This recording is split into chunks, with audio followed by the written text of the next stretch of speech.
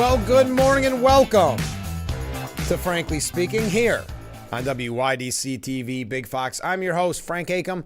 We are broadcasting live from the Hesselson studio here on historic Marcus Street. And we have an exciting show because it's fan favorite. Former Congressman Joe Sempolinski will be joining us in the 7 o'clock hour. Obviously, we have a lot to talk about with him, not just on the local races because he is the chairman of the Steuben County Republicans, but also at national level, like our normal conversations. But if you have any questions for Joe, please feel free to get them in ahead of time. Happy Halloween, by the way. Quick question for those of you watching on Spectrum, if you could give me a quick text letting me know everything is okay, just looking at my monitor. I know we're going on over the air, but we had some difficulties yesterday. Just double checking, because if we were on Spectrum, I would love to rebroadcast that interview with Stacey Romeo. She's running for New York State Supreme Court judge in the 7th Judicial District, and she came from the Rochester area, and I want to make sure that we get an opportunity to have the full audience be able to check out that interview before Election Day. So if you could just give me a heads up if you're watching on Spectrum, and if there is an issue, you can't hear this. Okay, we've got a lot to talk about. Yes, the brilliant move of former President Trump taking some questions from a MAGA garbage truck. We're going to talk quite a bit about that comment still. Also a few things about what people are saying and reacting, and how they're reacting, I should say. Also, we're going to talk about the campaigns. I mean, we are 5 days away from Election Day. Again, I posed a question. Are you early voting? If you did, how'd it go? I've talked to a lot of people about it. So many people have come up to me or called or text or whatever the case may be and said, oh, it was a great system. I know someone had commented that they should have free parking at the library for it, and I understand someone had told me yesterday that that is now the case, which is interesting. They must have heard from you, the people. Also, I will be early voting today, so I'm looking forward to it. I always have a little sense of thrill and excitement before heading into the voting booth, so it feels off being that it's not Election Day, but it also feels right. So we're gonna ask Joe Sempolinski about the push for early voting. But okay, just as an update, there's been this back and forth, and I don't know at the end of the day what it means necessarily, but Donald Trump was on Joe Rogan's show. Joe Rogan, I think that program got about 38 million views right out of the gate. So there is a lot of, I guess you could say, power there. So what's interesting, Harris was in negotiations with him, and then it fell through. And he had tweeted out something to the extent that, they wanted him to travel to her and that they only wanted to do an hour, and he just didn't think it was best for the show. Well, because of that, he was called a diva. And I don't know, does anybody know if J.D. Vance's interview is up yet? I know that J.D. Vance was going to do an interview with Joe Rogan. But anyway, Joe Rogan weighed in on the whole kerfuffle about not having Harris on the program. He said she had an opportunity to come. You could look at this and you can say, oh, you're being a diva. But she had an opportunity to come here when she was in Texas. And I literally gave them an open invitation. I said, anytime. I said, if she's done at 10, we'll come here at 10. I go, I'll do it at 9 in the morning. I'll do it at 10 p.m. I'll do it at midnight if she's still up. She wants to, drink a Red Bull. She actually reached out when she found out that Trump was coming on. So their camp reached out to me. So I said, great, I would love to talk to her. But it was very difficult to tie it down. They wanted to travel, and see, the thing is, if I go somewhere, then there's going to be other people in the room. And they want to control a lot of things, I'm sure. My whole goal with him, is just talk. Just sit and have a conversation like a human being. You find out things about people. You get a sense of them, at least a real sense. That was it. I don't, we'll say, care what we talk about. I don't. I just want to talk to you. Who are you? But they wondered if Harris's camp was kind of weary of being on Rogan's show. Harris, we saw that interview with Fox News, and I think that's what Joe Rogan, not to put words in his mouth, but I think that's what he's referring to, where there'll be other people in the room controlling things. If you look at that with Brett Baer, having to cut the interview short, starting late and then cutting short and then waving their arms saying it's over type thing. And he said, I don't know. I mean, just because of my appearance, there's always been this assumption that I'm some right-wing MAGA guy. I was a Bernie supporter, you know. I'm a politically homeless person for sure. You know, I'm always considered myself a left-wing person. I never thought I would ever vote right-wing. But then the tides of culture shifted in a bizarre way. And it just made me, over time, much more aware of what this stuff is really all about.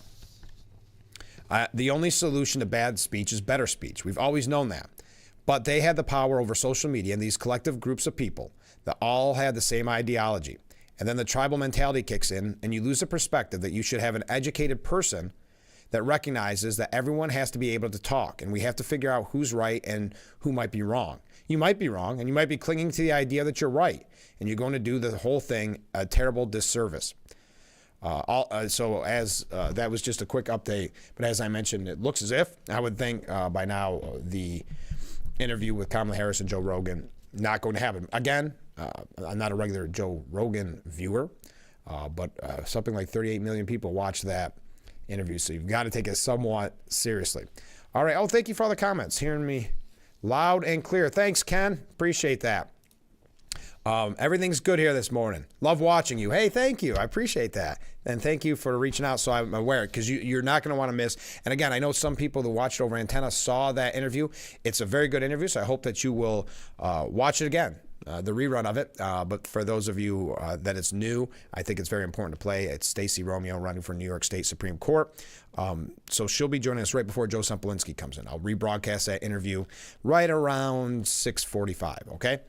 So that's just a quick update, a little programming update, because we're running out of time with all our guests. Tomorrow we have two guests on the program, Matt Bazzetti, who's running for Chemung County Family Court, and that's in the 6 o'clock hour. And then the 7 o'clock hour, we'll be talking to Matt McCarthy, who's running, he's currently acting as, but now is running for Steuben County Court Judge and Steuben County Family Court Judge. And then on Monday, our friend Bobby Ann Cox will join us to talk about Proposition 1. So as of right now, 58,390,685 people have mailed in or did early in-person voting. So basically 58 million, soon to get surpassed to 59. Pretty remarkable. I didn't know how well the pushes for the early voting were going to go. And I don't know, and again, this will be a question for Joe Semplinsky. I don't know if what's the word I'm looking for? Not accurate. I don't know if they're reporting on the numbers of it, more Republicans, more Democrats, what the case may be. But nonetheless, 58.3 million have voted in early voting. Now, what did you think, especially if you weren't able to catch us yesterday, what did you think about the comment from Joe Biden calling Trump supporters garbage? There is an amazing piece, and I would go through it, but I'm not sure it would work for television. It's a piece by Samuel Chamberlain at the New York Post, and it's up there now, and it's a step-by-step look at how the White House and the media sprung into action after Biden's garbage comment towards Trump supporters, how they sprung the action to work as one, essentially. And it goes through the whole timeline of from the moment he said it. It was about 7:21 when the Politico tried to spin it. And it goes through various news outlets. And again, I just don't think it would relate on the screen. But I would highly recommend it because it shows you just another example of how the media is working in tandem with the White House and with, more specifically, the Harris-Walz campaign, because they saw the trouble this would cause. They were riding the wave of the Madison Square Garden rally that they've mislabeled and obviously said horrible, horrific things about. I mean, as we mentioned yesterday, a viewer had said, not only did Biden call Trump supporters garbage, before that they were calling Trump supporters Nazis and fascists for attending the Madison Square Garden rally. So really the garbage comment should come as no surprise. But they've been trying to spin it because they know it's politically damaging, very politically damaging to Harris. So much so that even CNN has a piece out today talking about how many Democrats are privately frustrated with Biden, wanting to keep Biden completely out of the limelight in any way, shape, or form. yes, this was not. Listen, I don't think this is the be all and end all. The comment, meaning political wise, I think it's very insulting. But I do think what bothers them in the media the most was it took away from the message that I think they were going to try to push until Election Day, which was the Madison Square Garden rally, about how that was a Nazi rally, that this comedian that opened up, and again, we can all have the conversation about whether that was a good idea. I think, well, not think, Trump even said yesterday, no, he shouldn't have been there. I don't even know who he is. Not the best idea to have an insult comic at an event a week out. Many people saying this has been his sense of humor forever. This is not new. This is not catered towards the MAGA rally. It was his set. It was his normal stand-up routine. But they wanted to focus on that. They wanted to focus on the words of a comedian that spoke 6 hours before Trump went on the stage, opened the whole thing, and they wanted to essentially pin that on Trump. Trump probably wasn't even in the building at that point.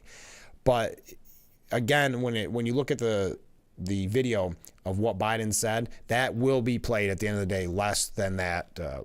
I shouldn't say relatively unknown. I don't know who he is. That doesn't mean he's not well known. But that comedian has been played nonstop since Sunday. And really, they talk about most of the time, they talk about what Biden had to say rather than show the video. And they've made excuses. The White House has put an apostrophe. They're trying to suggest that no, he was talking about this one person. It's pretty crystal clear. Even Caitlin Collins from CNN, who is no fan of Trump and who obviously wants to see Harris win, if you just look at her mannerisms during interviews, even she had to admit that it's hard to spin this when you can see the video. So we're going to talk about it. What did you think of Donald Trump getting in that garbage truck and really, for lack of a better word, capitalizing in a political sense on that comment from Biden? So we'll talk about that. Again, thank you for all the comments, letting me know that we are back on Spectrum. I appreciate that. And as I said, Stacey Romeo coming up a little bit later on, and in the 7 o'clock hour, former Congressman Joe Semplinsky. So stay with us. We will be right back.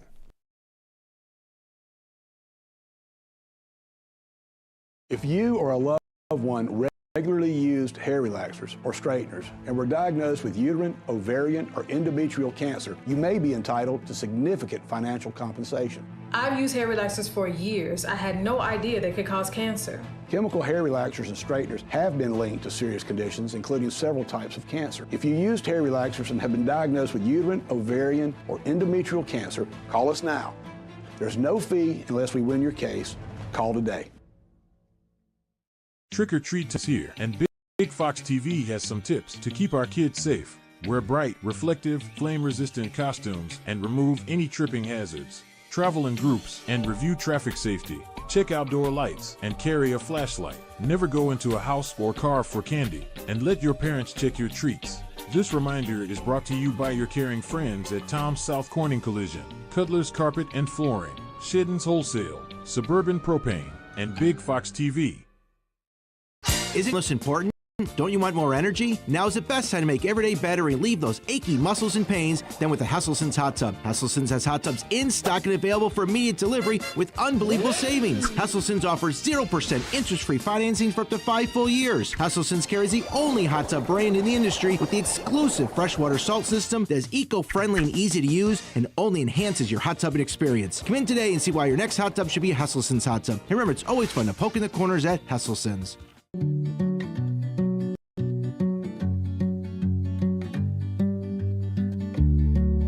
When we have the food we need,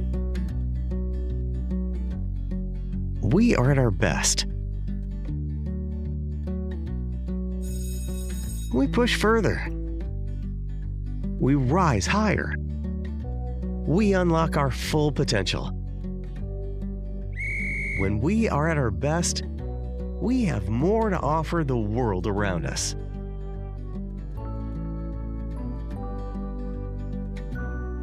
When we have the food we need, we make our communities stronger. Together, we can help everyone get the food they need to thrive.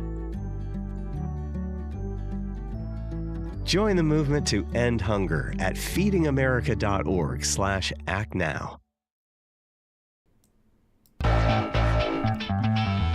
Frankly Speaking Roof Cam brought to you by Boss Security in Horseheads.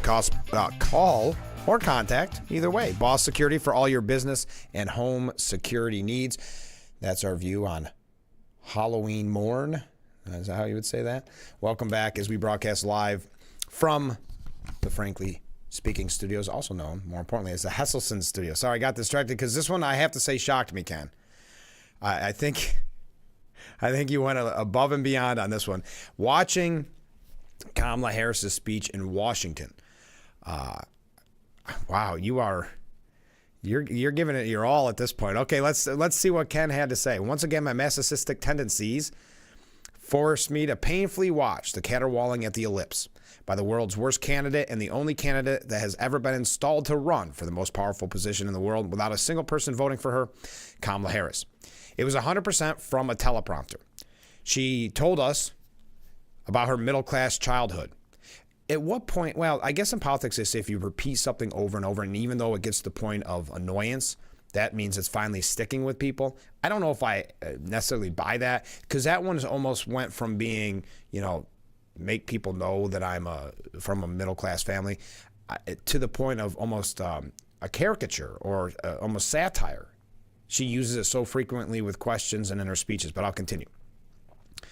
She recanted her talking points, but mostly told lies about Trump, which included Project 2025, a national abortion ban, eliminating IVF, the army will be set against the American people, dictator from day one, eliminating the Constitution, eliminate Obamacare, hates women, hates immigrants, working to divide the country and turn people against each other, orchestrated an insurrection where 5 Capitol Police were killed, Charlottesville, good people on both sides, raising taxes on the middle class, tax breaks for the wealthy, will be a tyrant in the White House. He will prosecute his political opponents, cut Social Security, cut Medicare, and I should stop recanting her lies since you only have a 2-hour show. Yeah, I mean, that's the old talking points, isn't it, Ken? That does not surprise me. That you almost wrote the speech. But after all the lies, she talked about how she loves America and is a candidate that is for all Americans. The legacy media said they expected 52,000 people. Most camera shots showed much less, but there was one shot that was taken from the back of the crowd that looked like it was generated by AI to give the illusion that there was a massive crowd on the site. I'm not sure. Listen, I was not surprised that she was going to get a big crowd in Washington. I mean, those are the people that stand to gain the most from her presidency, keeping things the status quo, keeping, to use Donald Trump's phrase, the swamp, right? To keep them in charge. So I know her campaign put out 75,000. It wouldn't have surprised me either. I mean, it's Washington. But anyway, I'll continue. The shame is that the low information sheeple believe what they hear from Harris and the legacy media. Yes, working as one. By the way, if anyone sees my wife, please let her know that there's only a week left before the election, and I promise to dial back the political stuff after the election results, which unfortunately could take another month. Well, yes, many truths are said in jest, Ken, it could take a month, unfortunately. But also, I'm starting to see your wife's point of view on this one. Watching the ellipse speech, my goodness. Watching the Washington speech from Kamala Harris. Well, thank you for setting that in, though. You've got to think. We got runners to go by. You got to be a quick wave here. You've got to think how disappointed Harris and her people were that one sentence from Joe Biden, and Chris Cillizza said this from CNN, formerly from CNN, said this, not me, that line from Biden completely overshadowed that whole speech, which was supposed to be her speech, her one last pitch. And they keep saying that, but then there's more speeches from everybody. You ever know that? I guess the last pitch is the week or something, but that was her last kind of attempt to let the American people know who she is.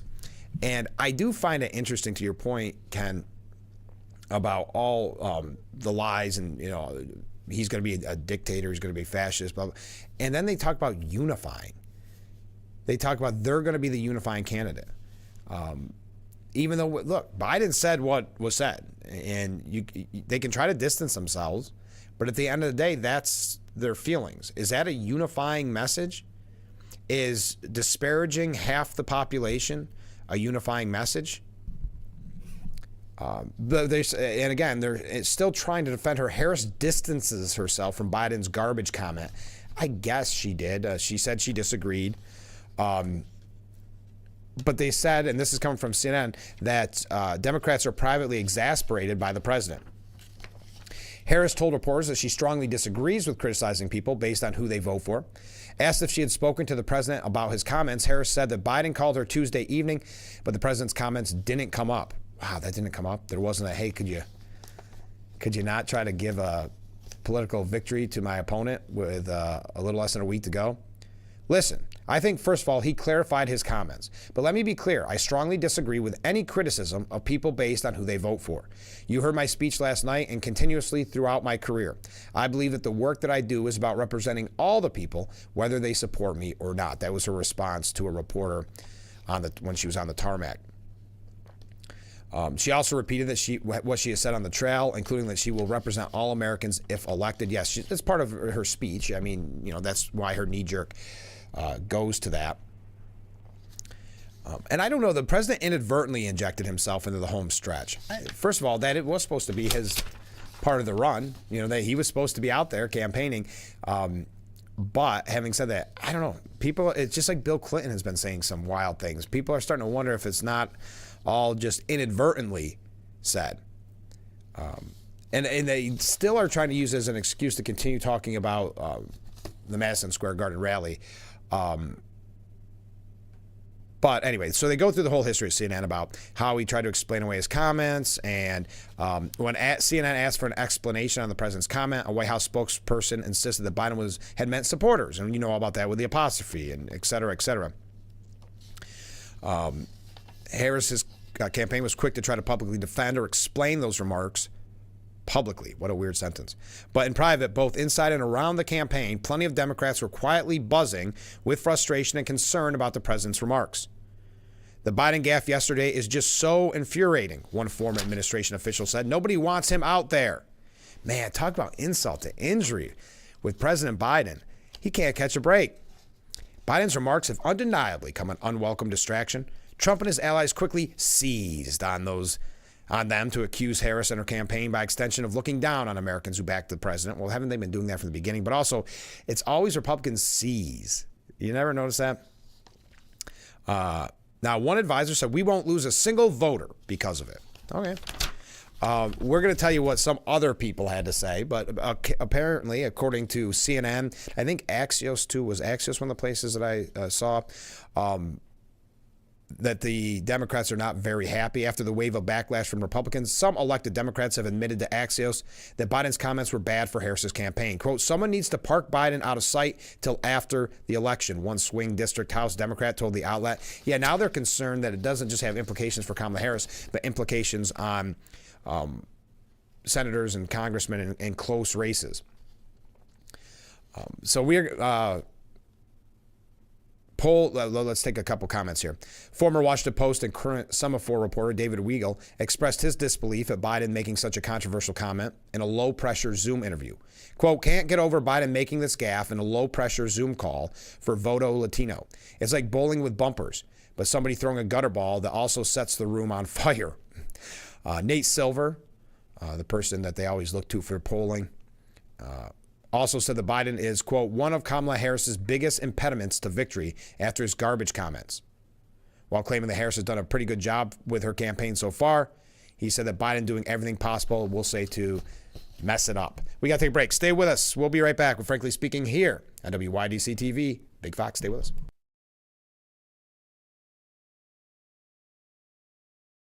If you or a loved one regularly used hair relaxers or straighteners and were diagnosed with uterine, ovarian, or endometrial cancer, you may be entitled to significant financial compensation. I've used hair relaxers for years. I had no idea they could cause cancer. Chemical hair relaxers and straighteners have been linked to serious conditions, including several types of cancer. If you used hair relaxers and have been diagnosed with uterine, ovarian, or endometrial cancer, call us now. There's no fee unless we win your case. Call today.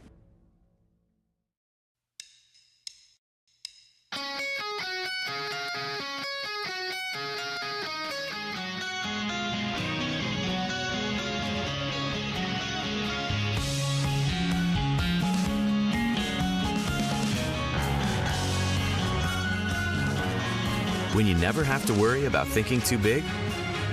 Because you have a connection that's ready for anything. That's life unlimited. That's Spectrum. Frankly, Roof Cam is brought to you by Boss Security in Horseheads. Contact Boss Security for all your business and home security needs. Whether because comfort, lack of mobility, your lifestyle, or occupation, you sit inactively way too many hours a day. Introducing Ellipse, the premium quality automatic seated exerciser that strengthens legs, increases mobility, and boosts circulation without physical strain or impact. It is so quiet that none of my coworkers even know I'm using it. Strengthen and tone your legs, increase your mobility, flexibility, and balance. Plus, stimulate healthy circulation. My joints feel better, my knees feel better, my back feels better. It makes me feel stronger too. Perfect for home therapy. Whisper quiet to use while you work. My circulation is moving, I'm burning calories, and it makes me feel energetic. Call now and order Ellipse, the seated exerciser that strengthens legs, increases mobility, and boosts circulation. Call and get upgraded to the Deluxe Bundle. Get the faster motor for 5 miles of steps per hour, the step counter, the sport mat, and wireless remote. Call now. Fox College Football Friday and Big Noon Saturday kick off a whole new era of college football with new matchups, historic rivalries, and all of the Big 10, Big 12, and Mountain West action. This is the season we've all been waiting for. College football on. Thank you again to Boss Security and Horseheads for bringing us the Roof Cam. Contact them today for all your business and home security needs. Welcome back to Frankly Speaking, broadcasting live from the Hesselson's studio. Let's go to some viewer comments before we continue talking about garbage. Frank, so us Trump supporters are deplorables, racist, weird, Nazis, fascists, and now we are garbage? I guess we shouldn't take that insult at face value because we all know that the Democrats project what they are onto their opponents. Thank you, Ken. Another comment. This is a great question. Morning. Good morning. Was the media always historically biased? Were they always like a bunch of hyenas gathering around for the kill? Today's media has lost all my respect. They simply can't be trusted anymore. Not just your respect. If you look at the polls, they are less trusted than Congress, than the House and the Senate. And that's pretty low. And that's not knocking the House and the Senate. Just historically polling, that's very, very low.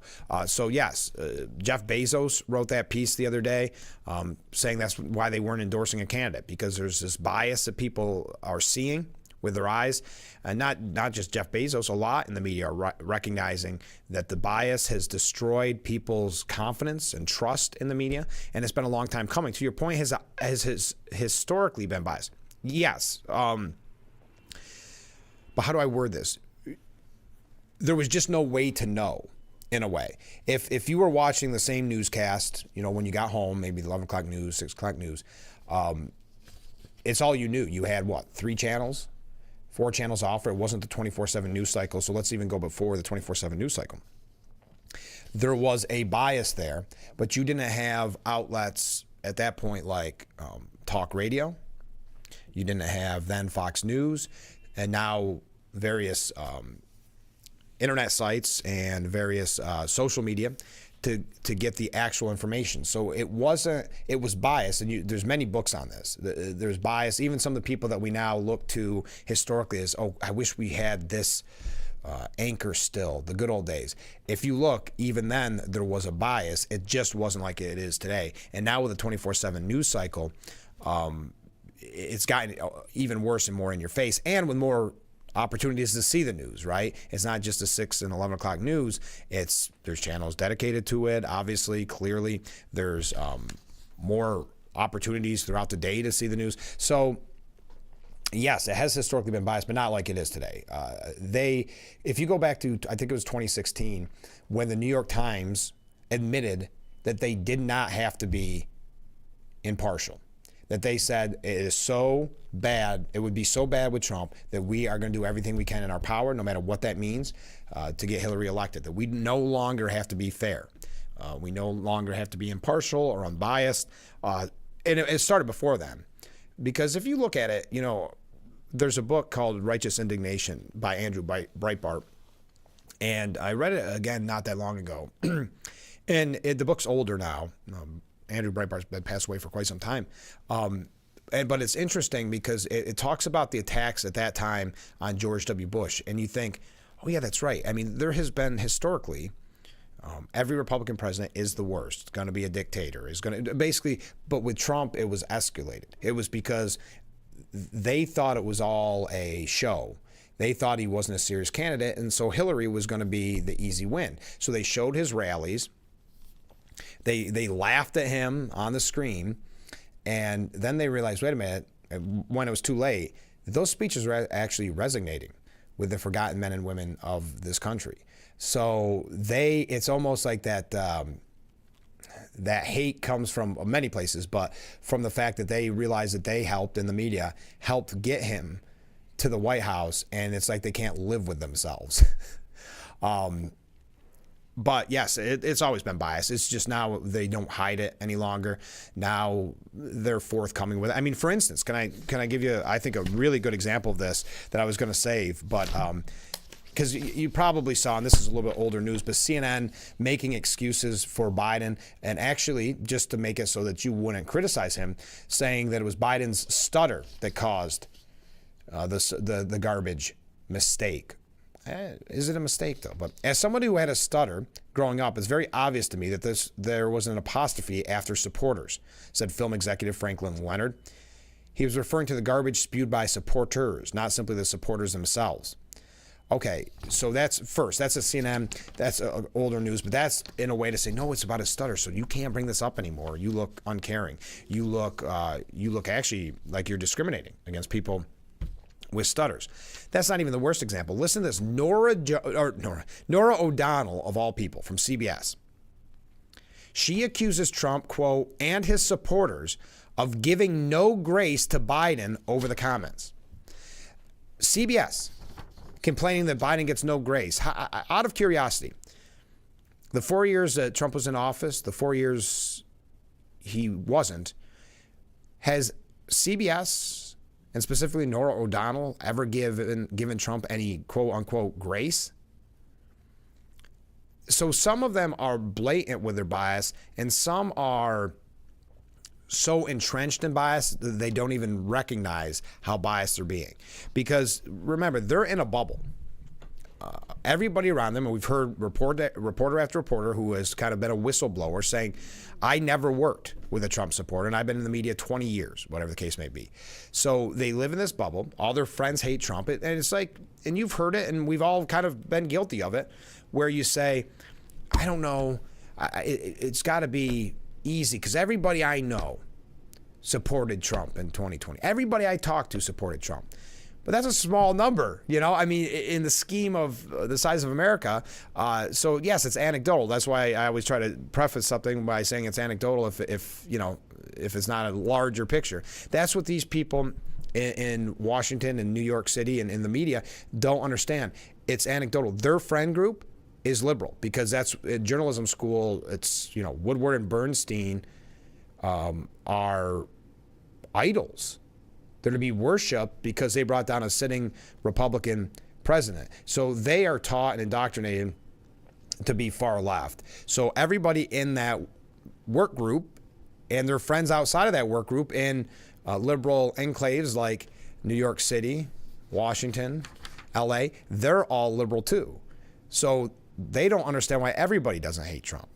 So anyway, I hope that wasn't too long of an answer for your question, because I thought it was a brilliant question. But yes, Nora O'Donnell said former President Donald Trump was in North Carolina earlier.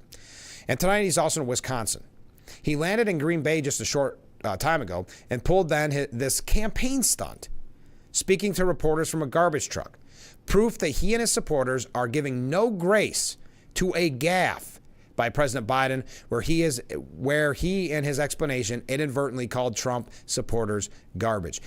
If the shoe was on the other foot, would any of those words been used to describe Trump's comments in that way? Biden given no grace to a gaffe.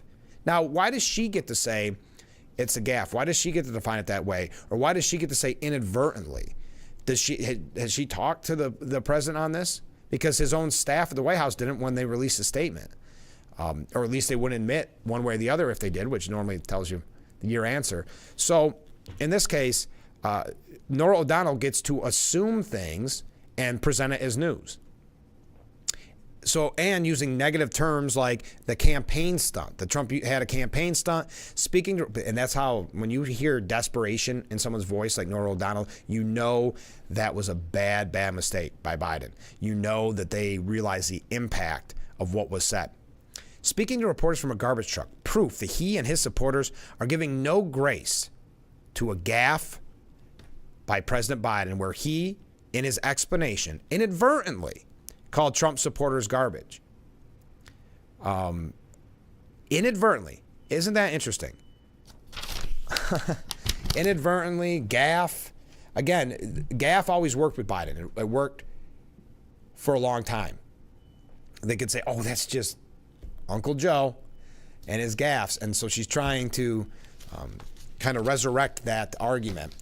But we'll look forward to a time when we have an article that says Democrats give no grace to President Trump over his gaffe.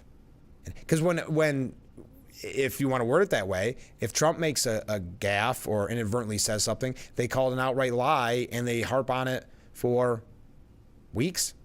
And that's why they're extra upset about this garbage comment, because it was it took away from their messaging, which was going to be all about that a comedian at the beginning of Madison Square Garden in a 6-hour rally. And again, that wasn't Trump saying that. Did they give him any grace? He didn't even say it. It was a comedian. And yet they've been focusing laser-like. But no, I don't think Norah O'Donnell gave Trump any grace for something that somebody else said. Let's take a short break because I'm running late. When we come back, Stacey Romeo is going to be our guest. Stacey Romeo is running for New York State Supreme Court in the 7th Judicial District. I understand that some of you saw this yesterday if you have antenna. I want to rebroadcast it because we had issues with cable providers yesterday, and it's only fair that she gets to reach the full audience. And so please watch it again. It was a great interview. She did a great job, not because of me. She did a great job. So if you don't mind watching it again, because after that, we'll wrap up this hour and we'll talk with former Congressman Joe Semplinsky. So stay with us. This is Frankly Speaking here on WYDC TV, Big Fox.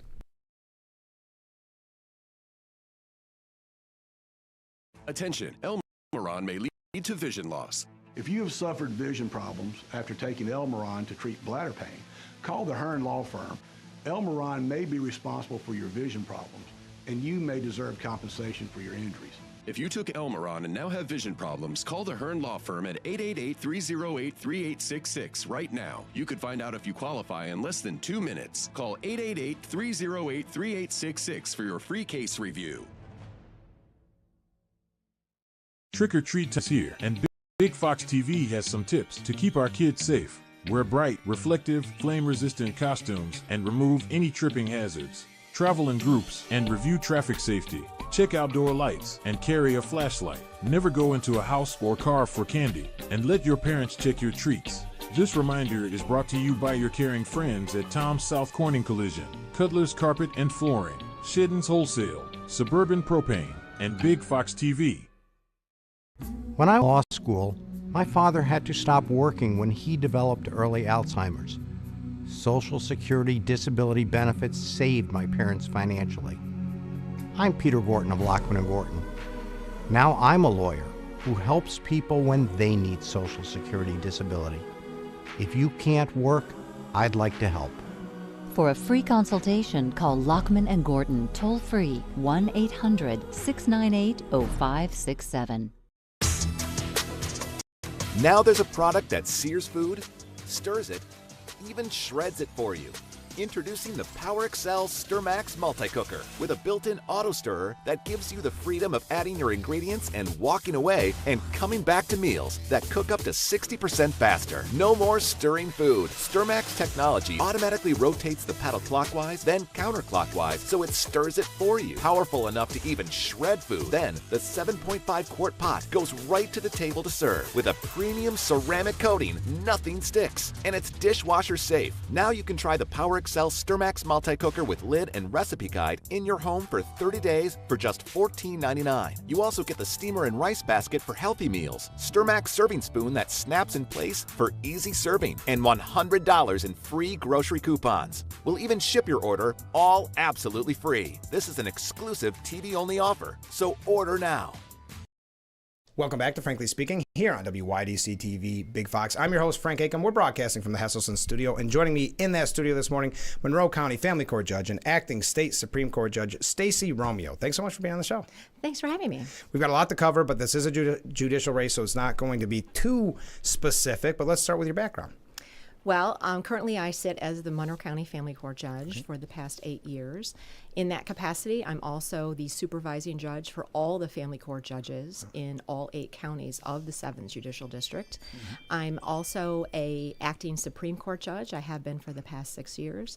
I've been in the legal community for close to 30 years now, and I've held a lot of hats in addition to what I've been doing the past 8 years. Okay. I was a town attorney for the 2 towns in Monroe County. I had my own private practice. I was a law clerk in Supreme Court and in family court. Wow. And in that capacity, I have sat as a domestic violence hearing officer, a small claims hearing officer, a matrimonial referee, and a foreclosure referee. Wow. So I've done a lot. You have done a lot. I've done a lot. So you're that busy. I know you're really active in the community, too. Where do you find the time to run and do? Why did you run? You've got enough going on. Well, it's important. As you can see from my history, community service has been kind of paramount in my life leading up to what I do today. It's something that I teach my children. We have to give back to our community. Sure. It's not enough just to hold a job. Right. We have to make sure that we give back to what we get out of our community. So it's important for me to continue to do that for the next, hopefully, 14 years. Yes, 14-year term. Yes. And I'm so glad you mentioned it like that, the community, because one of the goals of the show, and we brought it up from the beginning, was to kind of bring back that sense of community. And it seems to be lacking in recent years. I don't know, people can blame COVID or whatever, but there's not that support like there used to be. So I'm so glad that you said that. Thanks for saying that. We're trying to promote community on this program. You mentioned 6 years as acting Supreme Court judge. Was there anything about those 6 years that surprised you? I think not necessarily surprising, but as I sit hearing family court matters and criminal matters as the youth part judge, it's a nice change of pace to do some other types of legal work in my judicial capacity. So not necessarily surprising, I would say refreshing to do something different than what I had been doing every day. And how did you prepare for that role going from family court to Supreme Court? I think it was natural for me, given my background, that I did work in Supreme Court as a law clerk for many years and actually held my own dockets as those referees for many years. So actually it wasn't very difficult for me to do that at all. Okay. Well, let's talk about the 7th Judicial District. So how many miles have you put on your car? Too many, if you ask my husband. Yeah, no kidding. Good thing we bought our car and did not lease our car. Okay, that's good. We travel every day. Wow. Every day. Well, you've got Cayuga, Livingston, Monroe, Ontario, Seneca, Steuben. If that's not enough, Wayne and Yates counties. That seems impossible. It is. Nothing is impossible if you put your mind to it and you're dedicated. So we travel to all those counties after work and on the weekends. I mean, everyone kind of forgets that I have a day job. Right. That's kind of an important day job. But I would like to say more important than my day job, though, is my mom job and my wife job. Absolutely. And I put it in that order. Yeah. Most important are my children. My husband knows he takes second billing to the kids. But it's really important to me to make sure that my children know that I'm still their mom no matter what is going on in our worlds and wherever they are and whatever I'm doing. So that's the order that I like to keep everybody in. Well, what do the kids think of you running? They love it. Oh, do they really? They love it. They were all there for my first campaign, and they're a little bit older now. My daughter is almost 22. Okay. And she's in law school herself. Oh, wow. I have a son who's 18 and is away at college, and then I have an 11-year-old who's in 6th grade. And they're used to the campaign trail. Yeah. If they weren't helping me, they were helping other candidates. Oh, okay. And so they are very excited knowing that this is hopefully my last race. But they're really excited to know that their mom is running for Supreme Court and is making a difference in our community. They're very proud of me, and that's great. they've been great helpers. Yeah.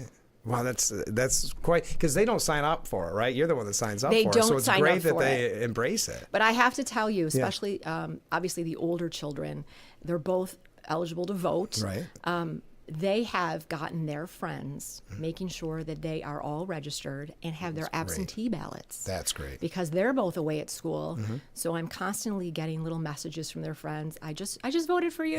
They send me, that nice? The picture of them at the mailbox. I'm voting for you today. Oh, that's fun. So I think it's important not only that clearly that they're voting for me, right? But it's important that they understand what their civic duty is and that they're spreading that to all of their friends, and knowing that it's important from the top race all the way down. People kind of forget how important it is for your local races, but especially your judicial races. We make a huge impact that people probably aren't aware of every day, and that it's important that every vote counts for every single race. Do you find that it's difficult to get attention on your campaign because everybody's talking about the national level? I think at the local level, people are really understanding that judicial races make a difference. I'm telling folks all the time that if you don't like what you're reading in the paper about policies that are made, and again, I can't comment on policies, but what I can say is if you don't like things that are happening, chances are someone's going to bring a lawsuit about it. Right. So it's important to make sure that you have the right judges in place to make those decisions that will impact the larger issues in our community and in our country. And that's why, and you hit on that too, something we've made a kind of a cornerstone of this program is to try to interview as many guests as possible, because it's getting tougher and tougher to find out about candidates. And you can go to websites, of course, which are very helpful, and yours actually electjudgeromeo.org. But the days of nonstop coverage of the local races they're gone, long gone. Right. If you watch the news, it's all about the national race. And obviously, it's very important. Yes. This is a very important year. Oh, yeah. But again, every election is important. And I don't necessarily feel neglected, but I've taken it upon myself to educate voters as I go along the way. Been campaigning now probably about 250 days. Wow. So started in February, and we're under 2 weeks now, so we're pretty excited. That is wow. When you think about it. So we were talking about how large the 7th Judicial District is. Do you find it? How do you campaign when it's that big? Does that make sense? I mean, how do you? It's not knocking on doors. It would be impossible. It is not a door-to-door race. Although it's great meeting voters, I think the better use of time for me has been finding community groups and finding folks in each county who will tell me what the important issues are that I can't really address issues, but where I can be, that folks might be congregating, events I can attend to meet greater populations of people, just to get my message out as to who I am and why I think I'm the best qualified candidate. And when you're talking to voters, what are they saying to you specifically? What are their concerns? I think people are concerned, basically, that not enough people are going to vote this year. Oh, yeah, that is and true. I would concur, right? I obviously, selfishly, I Yes. need everybody to go out and vote and vote for Judge Romeo. Yeah, that's right. But I think that people are concerned that either you don't like who's out there to vote for, or it's a done deal one way or the other, or why does my vote really matter? So just trying to get the message out. It's important to vote. Please vote. Yes. Please vote. Absolutely. It's very important. And like you said, the local is what really affects your day-to-day life. So would you explain the race a little bit, just so when people go to the ballot box or early vote, which starts on October 26th, what should they know? There are 2 spots for Supreme Court, and there are 4 candidates running. So it's a race where you should cast 2 votes. Okay. Obviously, I think your number 1 vote should be for Judge Romeo. That makes it easy. Stacey Romeo will be on the ballot. I always say I should change my first name to Judge. Yeah. But it'll say Stacey Romeo on the ballot. But then you get the opportunity to vote for a second candidate as well. So make sure that you don't skip over that line, Right, yeah. and that you vote for 2 candidates. And that's it gets confusing because some people don't know that you can vote for 2, and that's why I wanted to Right. hit that home, and we've been talking about it a lot on the program.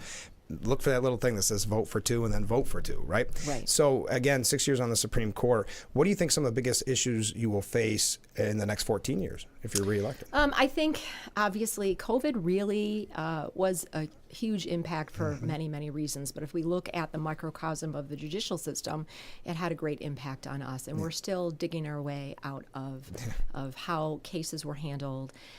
We've really come a long way in our 7th Judicial District where we don't have the backlog that you might hear about on the news, that even nationally, but definitely downstate, there still is some backlog they're digging out of. But going forward, we have to figure out a way to embrace some of the things we learned from COVID and how to integrate that in, but making sure that there's some civility back in the court system. We've been talking about that a little bit outside of this broadcast, where folks got comfortable doing everything virtually. Yeah. And some of the civility and some of the important, the grandeur of going into the courthouse has been taken away. That's true. And the respect for judges in the judicial system, I've seen some denigration of that. So I'm hoping that we bring that back in to the forefront going forward. That makes sense because it's so much easier behind a screen, right? To be rude in a way or not have the respect for the office if you're in your pajamas at your house, right? That's interesting. I didn't really think of that. And there is something about going into an amazing courtroom and that kind of awe feeling that you have, right? And it's more than that. A lot of things happen in the courthouse. People like to try to work on how to settle their cases, how do we get things done. It's a lot more difficult to do that on the phone, behind a screen. It's that person-to-person contact that I think really makes an impact going forward when you're in the court system. So is a lot still done virtually? It depends on the court. Okay. In my court, I like everything in person. I do some things virtually because there are some benefits to having things virtual. But some pieces of the court system are still virtual more than in person. But I find a benefit of finding an integration of both. What do you look forward to the most in the next 14 years if you are successful? Excuse me. Well, I think at this point, since I've pretty much done everything there is to do in the court system, I'm looking forward to really not necessarily shedding all the hats, but honing my skills and making sure that I can make the most positive impact in the Supreme Court that I can. It'll be my last race. I can retire from this position. So there's no worrying about what I'm going to do next because I've reached the pinnacle of my career, in my opinion. So I'm excited to make more of a positive impact than hopefully I already have made going forward. And I talk about this with all the judicial candidates, depending on whatever level. Isn't it weird that you have 14 years where you can't talk politics, or in your case, 6 years where you can't talk politics? Probably your whole life you can't talk politics, except for this really small window. And you still can't talk about it, but you have to have an R or a D next to your name. Of course, you're Republican. That's got to be kind of weird, but it also gets you out of a lot of chicken dinners and during election season, right? It is, it's interesting, and it is good because judges should not be talking about I agree. Not only what their personal feelings are on cases, but politics as well, because when you have a case before me, you don't want to think, well, she's going to be biased because I heard her say this on, Big Fox TV one day, right? Because judges cannot and should not be biased. My personal feelings do not come into play. It's really a mere application of the law. And so I think it's important that we don't have politics in the political system when you're campaigning. Do you think there'll ever be a time where they don't make you run in a party? No. Yeah, I don't think so either. No, I don't think so. And it's kind of a shame in so many ways. Yeah, we talk about what would be a better way to do it. Yeah. And I don't know, maybe it's rock, paper, scissors would be a great idea. I don't know. Make things a lot easier. Right? Other than that, I really don't have any good ideas. No. It's a tough question. It's a $1 million question. Right. So I normally ask where people can find out more, but I've already said electjudgeromeo.org to find out all the information about your campaign. I know it's different. I can't even ask how people can help, right? Like how they can help your campaign? I can't, I guess, make sure that you come out there and vote. Yes. And I would say this is an important race. It's an important race for our community. Obviously, it's an important race for me and for my family. Of course. We have invested a lot of time into this, but it's my career, right? And this is the pinnacle of my career. Yeah. And Supreme Court is not a place for on-the-job training. Right. And just before we go, in closing, what would you say to voters before they either early vote or before they go to the ballot on November 5th? Well, again, if you want someone who can do the job without the on-the-job training and not take a chance, they should vote for Stacey Romeo, who has a proven track record of doing the right thing all day, every day in my courtroom, and that's what you're going to get for the next 14 years. Well, thank you so much for doing this, coming all the way to the studio. I really appreciate that. Well, thanks for having me in. Good luck. Best of luck. Thank you so much. All right, we'll be right back with Frankly Speaking. Stay with us.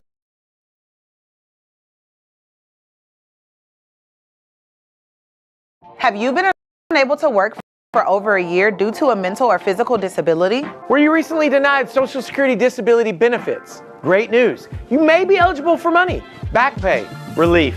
If you've been pre-qualified and diagnosed with a recognized condition that prohibits you from working, our lawyers can file a claim to get your disability benefit. Call us today and find out more.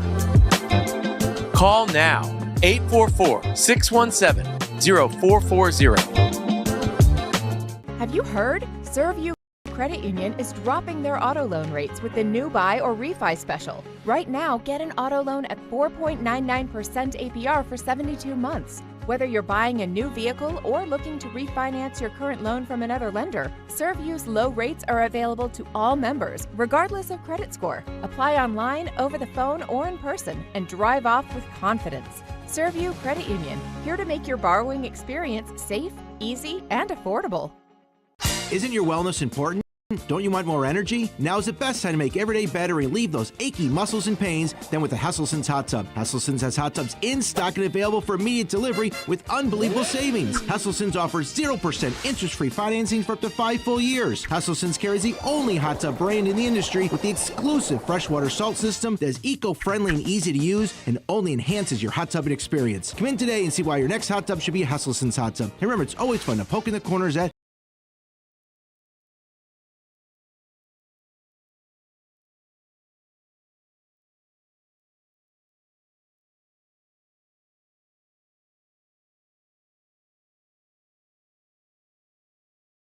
If you or a loved one regularly used hair relaxers or straighteners and were diagnosed with uterine, ovarian, or endometrial cancer, you may be entitled to significant financial compensation. I've used hair relaxers for years. I had no idea they could cause cancer. Chemical hair relaxers and straighteners have been linked to serious conditions, including several types of cancer. If you used hair relaxers and have been diagnosed with uterine, ovarian, or endometrial cancer, call us now. There's no fee unless we win your case. Call today. Trick or Treat is here, and Big Fox TV has some tips to keep our kids safe. Wear bright, reflective, flame-resistant costumes and remove any tripping hazards. Travel in groups and review traffic safety. Check outdoor lights and carry a flashlight. Never go into a house or car for candy, and let your parents check your treats. This reminder is brought to you by your caring friends at Tom's South Corning Collision, Cutler's Carpet and Flooring, Shedden's Wholesale, Suburban Propane, and Big Fox TV. Isn't this important? Don't you want more energy? Now's the best time to make every day better and relieve those achy muscles and pains than with the Hesselson's Hot Tub. Hesselson's has hot tubs in stock and available for immediate delivery with unbelievable savings. Hesselson's offers 0% interest-free financing for up to 5 full years. Hesselson's carries the only hot tub brand in the industry with the exclusive freshwater salt system that is eco-friendly and easy to use and only enhances your hot tubbing experience. Come in today and see why your next hot tub should be a Hesselson's Hot Tub. And remember, it's always fun to poke in the corners at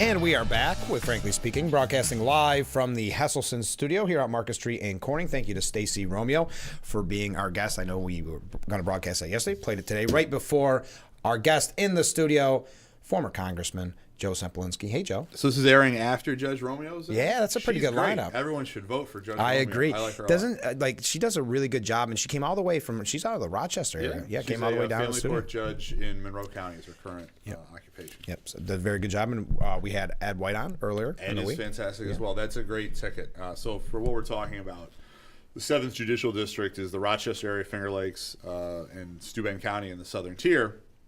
So there's 2 slots for the Supreme Court for that jurisdiction that are on the ballot on Tuesday, or if you want to vote today, it's early voting. I'm voting today. Yeah. We're going to talk about that in a minute because a lot of people want to have questions for you. Early voting is important, yeah. And early voting has been up this year, which is good. But Ed White and Stacey Romeo, it's a ticket. You can vote for 2. And then, of course, if you're in Steuben County, you've also got Mr. Tunney, you've got Mr. McCarthy, and if you're in the city of Corning, Mr. Ferratella. So if you're in the city of Corning, it's not incorrect. Please vote for 5 judges. And if you're outside of the city of Corning in Steuben County, there's 4. And they have a proposal about the mayoral race in Corning, too. They do, to extend the term, which is interesting. That would be a change. 2 seems to be a little bit more responsive to the people, in my personal opinion. Right. There you go. All right, a couple comments from the last hour. All you have to do is watch reruns of Johnny Carson to know there was bias against the Republican Party. Ronald Reagan was frequent target. We were talking about bias, as you can imagine, and we'll get to that in a second as well. Next up, the library early vote is wonderful. We experienced no wait time and had a great lunch on Market Street. Now, the next part of this from Fred is going to try to get me in trouble. So we're going to say any gender that might not want to announce their birthday in person, write it on a note ahead of time and then hand it to the person because they ask you to say loud. It's anybody. That was a landmine you almost stepped on there? I tweaked it, but I appreciate it, Fred. And everybody I've talked to, and people keep stopping on that street because we've been talking about early voting so much. It's great. And even Corning, the first day, some people complained because of putting money in the toll. Or money in the park. Yeah, to park. And that Corning listened and they changed it. Now I guess there's signs. I guess there's signs up saying go park. That's good. And finally, good morning, Frank. Good morning. So this piece of trash is confused. Was it a stutter or an apostrophe? Okay, let's get there, Joe. There's a lot to unpack there. We'll still go in order. Yes. Early voting. I've early voted, and I'm feeling that it has sort of become normal. Yeah, it really has. You know, where if you do something for 3 or 4 years, it becomes normal. And people have gotten sort of used to it. I would encourage it to all my Republican friends and everybody. You know, if you do it in the booth, your own business. But to all my Republican friends, especially, to get out and vote early. We've seen in other races, most famously in the special election in the 3rd Congressional District earlier this year in February, you know, some weather event happens on Election Day, or it could be a personal event. Yeah. You could have something in your life, your kid gets sick, or you get mandated at work, or, you know, whatever it is. You put all your eggs in that one basket on that day. In Steuben County, Hornell, Bath, and Corning are the 3 early vote sites. Anybody from any jurisdiction in Steuben County can vote at any of those sites. So if you're somebody that lives in Wayland but works in Corning, you can vote in Corning or anywhere else.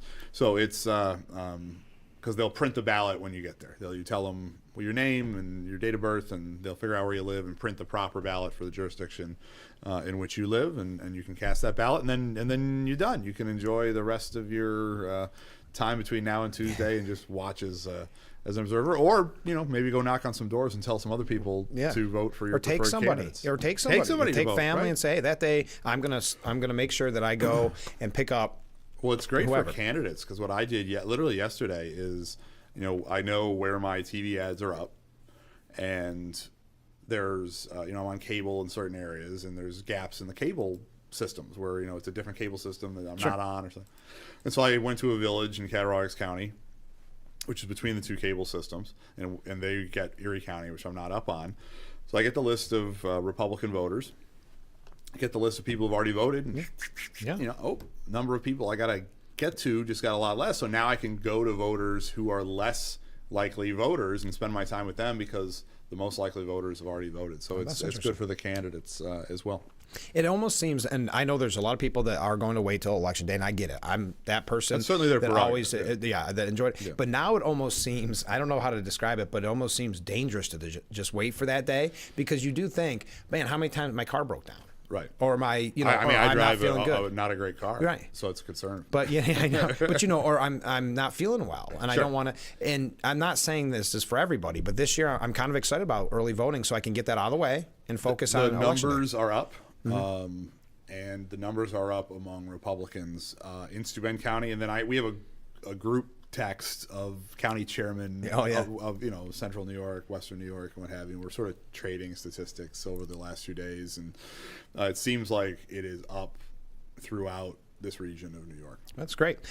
Okay, so the next comment that we got. Let's talk about this. We got to get to Biden still, the right? Biden, right? Yeah, still. Like, we're not going to focus the whole time on him. Boy. So we were talking about media bias, and I just find this so interesting, Joe, because as someone that works in the media, bias infuriates me, but it's there. So CBS's Nora O'Donnell. I don't know if did you see this yesterday? Yes, I did. So yeah. if people are grace. Yes, no grace. No grace. And listen to the wording of this.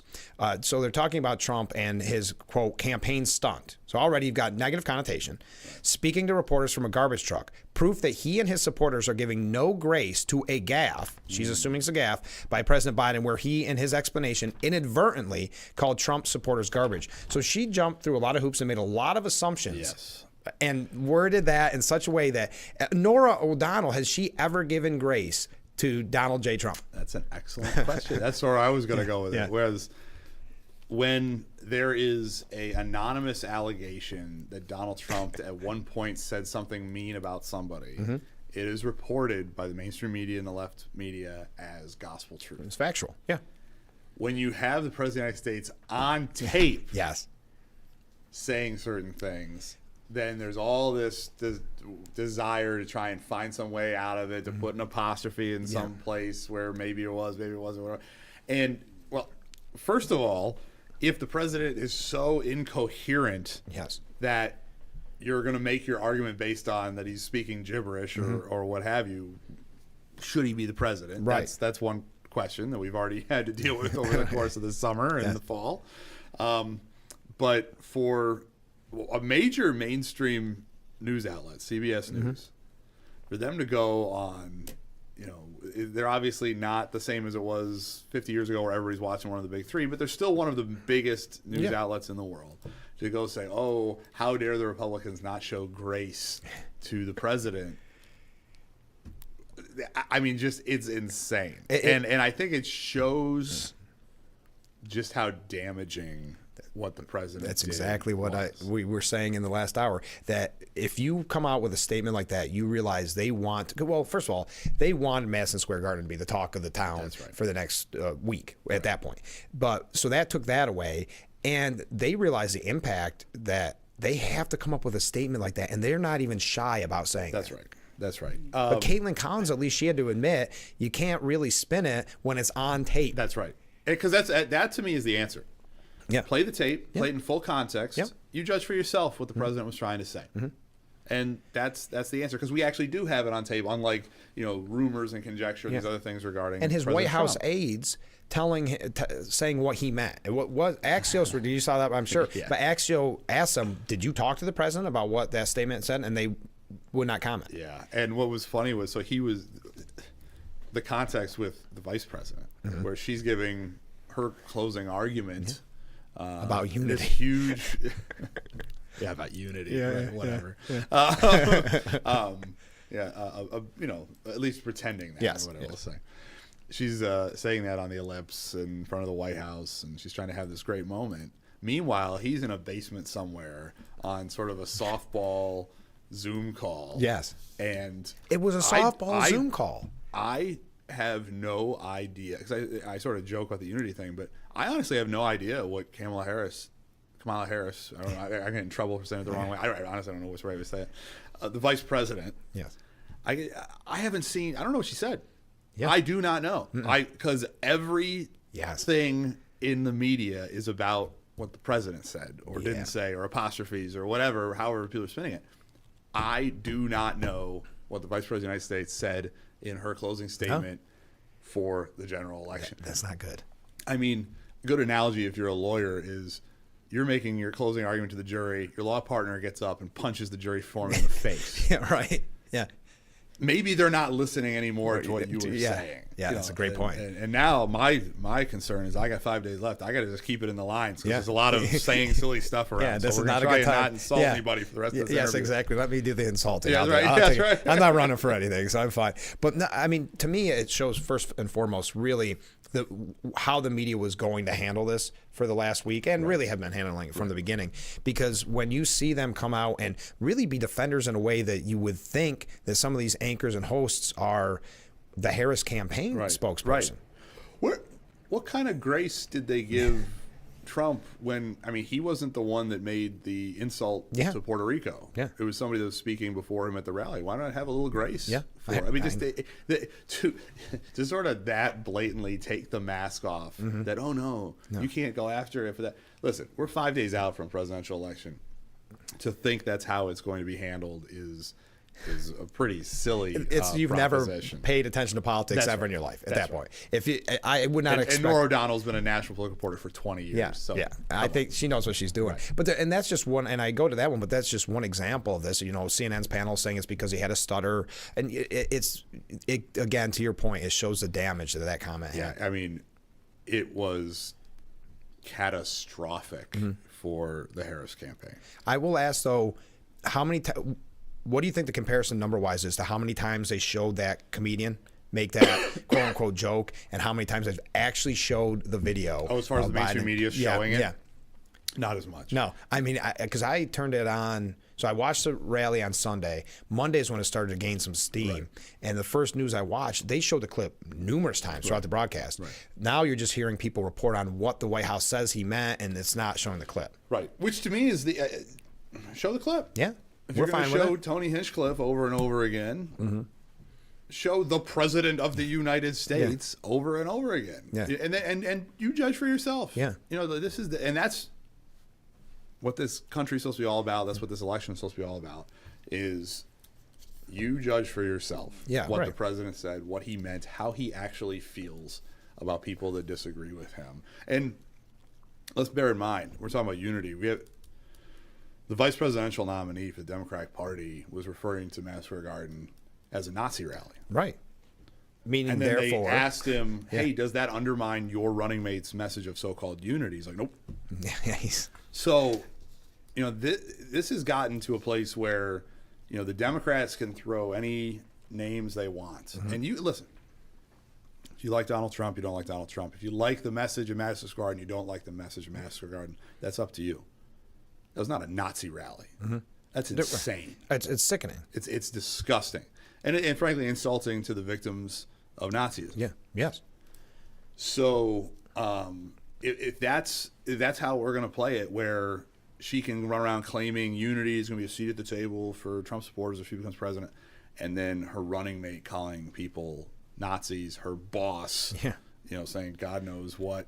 Calling somebody got called garbage. I don't know if he knows. Yeah. You know, it's really a shocking double standard, and the people should take that all into account as they're making their decision between now and Tuesday on how to vote. We've got to take a break, but it was interesting. I was watching, because I think of things in the PR standpoint and politics-wise, and I was watching the news, I want to say it was yesterday, and they said there's going to be a big fundraiser for hurricane relief, and it said Dave Matthews Band is going to play at Madison Square Garden, and my first initial reaction was, oh, that's not good. I'm like, wait, when did Madison Square Garden become like a Nazi playground? And just for the record, who hasn't been to Madison? I've been to basketball games at Madison Square Garden. Everybody's in Madison Square Garden. It's not even the same building. No. There have been 4 Madison Square Gardens that all had the same name. The current Madison Square Garden isn't even the same building where that rally happened in the 30s. Does it destroy Madison Square Garden's reputation? You know, it sounds there have been a lot of goofy people that have spoken at the Ellipse as far as, you know. Oh, yeah. So you can't take the venue and then say, oh, that you are that was really grasping at straws. And again, grasping at straws in a profoundly offensive way. If you're somebody who is a member of a group that was afflicted by the terrible totalitarianism of the Nazi regime, whether that's Jewish people, whether that's people of other ethnic groups that are oppressed, whether you're disabled, you know, throw those things around is pretty and so nonchalantly. Yeah, pretty awful. It is. It's disgusting. But we got to take a short break. Stay with us. We'll be right back with Frankly Speaking here on WYDC TV. Big Fox.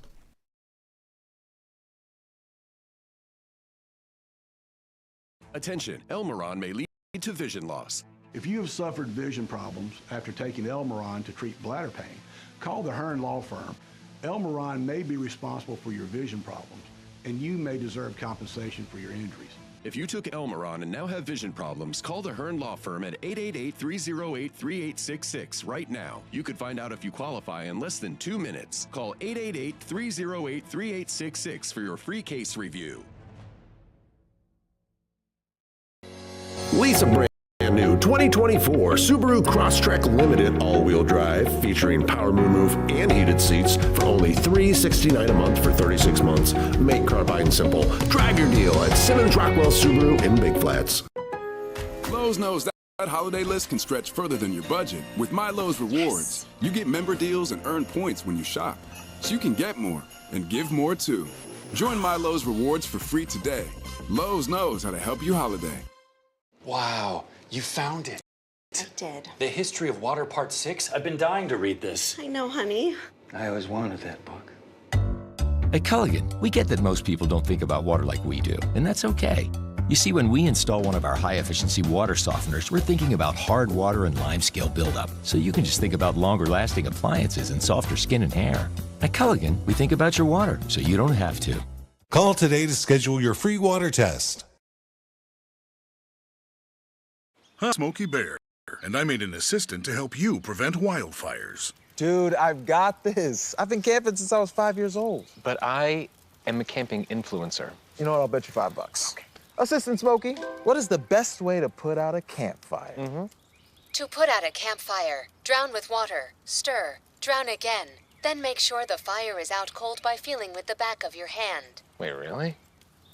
I'll take the $5.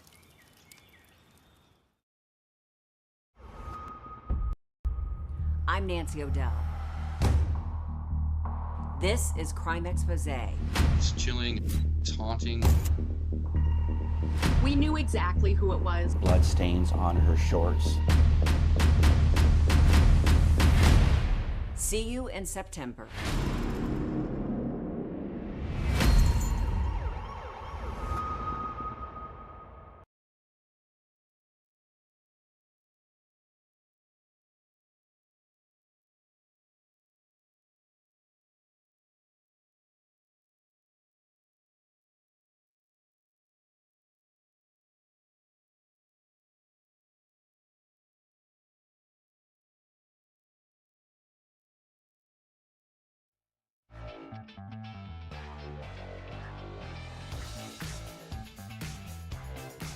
And we are back. There's our beautiful view of Market Street with the Boss Security roof cam. You can't see it, Joe. Look at the roof cam. Oh, Isn't that nice? Oh, sun's coming up. On Halloween morn. Isn't that nice? They're excited. Yeah. Oh, yeah. What are the kids going as? Ladybug and a bumblebee. Oh, okay. Yeah. So my kids are, my older daughter's 6, my younger daughter is 4, although she will turn 5 next week. Oh, okay. 2 days after the election. And especially my younger daughter takes Halloween very seriously. She likes anything that has to do with fall. She's obsessed with leaves and pumpkins and candy and Halloween. So it should be a fun night tonight. Yeah, that would be good. I live in a very nice little, close knit neighborhood in the village of Canastillo. And so there's a lot of kids going around, and so my kids will hit some doors, and then they'll come to our porch and they'll hand out the candy to the other kids. And so I'm looking forward to it tonight. It's a fun night to be a dad on Halloween. And I'm going to be down here on Market Street. Remember how much fun that was when you were in Congress? Yeah, I mean, thousands of kids. Flock any to Market kids Street. in the Corning area should come to Market Street. They do it from 4 to 6. Yeah, 4 to 6. And they have a lot of the businesses we'll be handing out, and it's a big crowd. Oh, it is thousands. It is a really fun atmosphere in Corning on Halloween night. Yeah, it's a lot of fun. So, okay, back to the issues of the day. First of all, a couple comments from viewers. Voting today. Thanks, Frank. You are awesome. Hey, listen to that. Look at that. Yeah, my husband will be glad when this is over. I think we all will. I get very upset about the stupidity of people that don't get Trump supporters. Thank you very much. Sounds like some of those people that don't get Trump supporters are Harris and Walz's campaign. And let me the next one. Yeah. Good morning. Joe Sempolinski, always a pleasure. Smiley face. That's fair. Those are all really nice, positive. Yeah, I don't read the bad ones. No, that's not true. Now someone's going to say I didn't read one of the, no. Because you've asked me some questions that are coming from the other side when I've been on the show, and that's certainly appropriate. Yeah. So a little bit back, and I don't want to spend the whole show on the garbage comment, but I think it is worth talking about, right? Because we go back again to the Madison Square Garden rally, and that was going to be the focus. It wasn't going to be the last story, but it was always going to be. So that takes the steam away. Certainly, the Democratic Party wanted that to be the story for as long as possible. As long as possible. How long do you think this stays in the news cycle? Because I actually didn't think this morning it would be a part. I watched an early broadcast, obviously, just flipping around, and it was actually featured. But now it's more about the media or the White House's spin. It's really a weird. Well, the story fact that it's the president himself, as opposed to some affiliate of the campaign, so that changed things a little bit. Where Kiltony isn't running for office. Right. Yeah, exactly. So you wouldn't think that after watching some of the coverage. My goodness, you would have thought he was the VP. So that may extend a little bit. However, we were talking off the air, and the way I describe things to people is you get past Labor Day, I call it sort of silly season. Sure, it's starting to get a little silly. You get to the last 2 weeks, it's crazy season. And so the news cycle spins faster right now than it spins at any other time in the year, any other time in the 4-year cycle, really. Yeah. So I think there will be other twists and turns between now and the close of business on Tuesday. I don't know quite what they're going to be, but I think this one, because it was the President of the United States himself. Right. Because it highlights the concerns that a lot of people who are independent and Republican voters have about how Democrats and liberals and coastal elites feel about them. And govern. And govern. Yeah. Because it also highlights sort of the incoherence of Biden, which is how long did Harris know about this or whatever. So it highlights a lot of things. So I think it may have a little bit longer life, but long life in this particular season is 2 days. Yeah. So we will see what happens. My prediction is there will be more twists and turns, but I have no idea what they are going to be. As someone who's been involved in campaigns, obviously, for a long time, how brilliant was the garbage truck? As they call it, whatever she called stunt. Whatever you want to call it. Very smart. And I think there was a lot of people online saying, hey, you should go work at garbage shift. And I think given what he had just done at McDonald's, which was hugely successful. Smart, I thought wearing the vest at the rally was very smart. Yes, I do too. Doing the, slapping a Trump logo on the side of a garbage truck and doing the press conference out the side of the window. That was good. Cool. Yeah. That was A-. Good job. Yeah.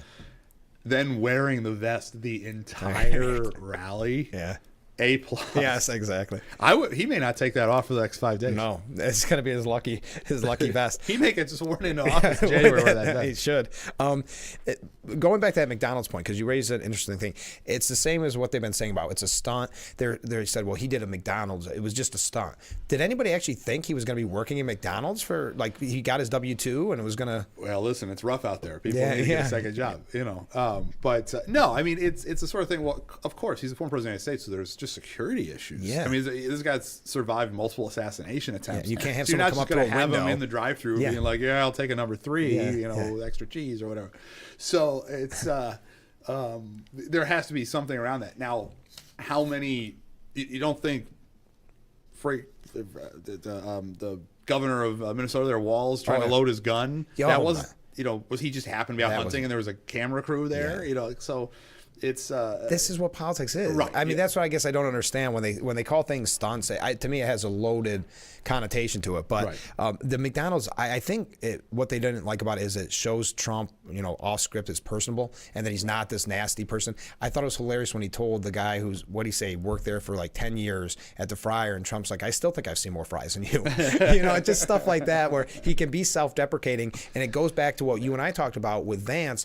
When you're told something all the time, and then you actually see it. Right. It's kind of jarring. That is an important rule of politics where you have what is particularly devastating, and you put it in the context of the garbage situation. Yeah. When you sort of believe something, but it hasn't been confirmed, and then it's confirmed, it's devastating. It really is. So you sort of believe that the Democratic elites don't like you, and then you have the President of the United States saying that, it's devastating. Yeah. When you have a narrative that's false, and then it's proven to be false, it breaks back the other way. Yeah. And I think what was smart from a campaign standpoint about the McDonald's thing is, this is, a billionaire. Yeah. This is a guy that's been famous for being this, rich guy, with gold-plated everything for the last 50 years or 40 years. Everybody's been sort of presented the art of the deal. Yeah, of course. And then you see him, sort of not with the camera off, but with sort of off script. Yeah. Right. And he's, he's handing out fries, joking around or whatever. And those two moments leading into the election have the potential to be very game changer. Big moments. Yeah. Now, I don't want to overstate it because people make their votes on a lot of different reasons, policy reasons. These are sort of vibes, sort of reasons, to use the vernacular of the moment. Yeah. But I would say that it's the sort of thing that helps define a person in the popular consciousness, which is important, especially at the presidential level. And one more thing on this, just because then we're going to move on. But isn't it interesting? It's kind of like, hear me out on this, how I'm going to compare these two. The garbage comment is a lot like inflation and public safety, where they'll tell you, never mind what you're seeing, you're feeling, you're hearing. Same with the Madison Square Garden rally. Right. Never mind what you saw, just believe us. So no, he didn't really say garbage. No, the Madison Square Garden rally was actually really nasty, which I watched it. It wasn't. Trump did a great job. And without every one of these steps along the way, it's like, just trust us. Yeah, I would say, again, if it's plausible, there should have been an apostrophe there, or he stuttered or something like that, then just present the video. Yeah. Just say, hey, listen, there's a lot of controversy over what the president said or didn't say. I'm saying if you're a news media outlet, here's the tape. Yeah. With full context. Cut it off or whatever. Just show it. And let the people decide. And if you have to go through these sort of machinations, like Norah O'Donnell was the worst of them, there's probably something there. And again, then judge for yourself. If that's something that affects your vote or doesn't affect your vote, then that's certainly your decision to make. I was speaking to a dinner last night, and I was talking about sort of this stage of the campaign. And people, we've done, at this point, I've paid for all the TV ads, and they'll run for another few days, and the mailers have gone out, and all these things, and it's sort of the nuts and bolts. Right. That's all happened already. Yeah. So I could go out and knock on some doors, and I can go out and make phone calls, or I could go out and do a rally or something. But the closer we get to the final election day, the more we're handing it over to the people. Right. And that's very appropriate because they're the final arbiter in our system, as they should be. And so at a certain point, you just hand it over to the people. They're going to make the decision anyway and say, listen, this is all the information. This is what we have. This is the tape. This is what they said. This is what somebody else said. This is the Madison Square Garden rally. Right. This is all of it, both sides. You make the decision. Yeah. Simple as that. Yeah. We got to take a break. Stay with us. We'll be right back with Frankly Speaking after this.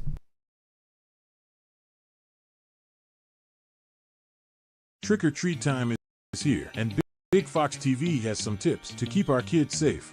Wear bright, reflective, flame-resistant costumes and remove any tripping hazards. Travel in groups and review traffic safety. Check outdoor lights and carry a flashlight. Never go into a house or car for candy, and let your parents check your treats.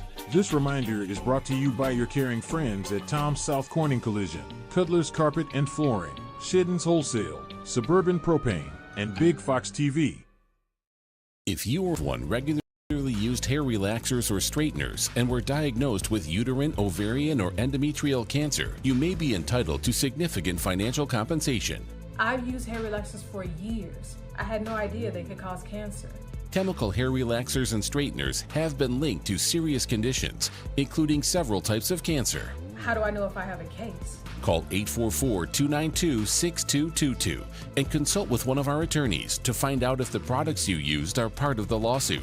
Your eligibility will also depend on how often you use these hair products and your specific cancer diagnosis. If you regularly used hair relaxers or straighteners and were diagnosed with uterine, ovarian, or endometrial cancer, call us now.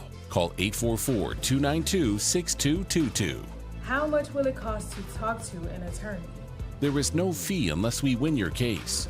Call 844-292-6222 for your free case review. How many times you tried to clean a stubborn mess but end up with no success? What you need is the all-new waterproof Ruby Horsepower, the new cordless and rechargeable power scrubber that cleans faster and easier, guaranteed. Watch, baked on oven grease is no match. It blasts away dirt and grime in no time. The power comes from our rotating brushes, spinning at 350 RPM. The incredible torque fights calcium, mildew, mold, and more. Take it in the kitchen, where it busts through caked-on crud, or outside and tackle tough tasks with ease. Get your Ruby Horsepower with 4 additional attachments, all for just $39.99. Great news! They're in stock and ready to ship. Due to high demand, only 2 per order. Order now. Call 1-800-980-2344. That's 1-800-980-2344, or visit horsepowerscrubber.com. So call 1-800-980-2344.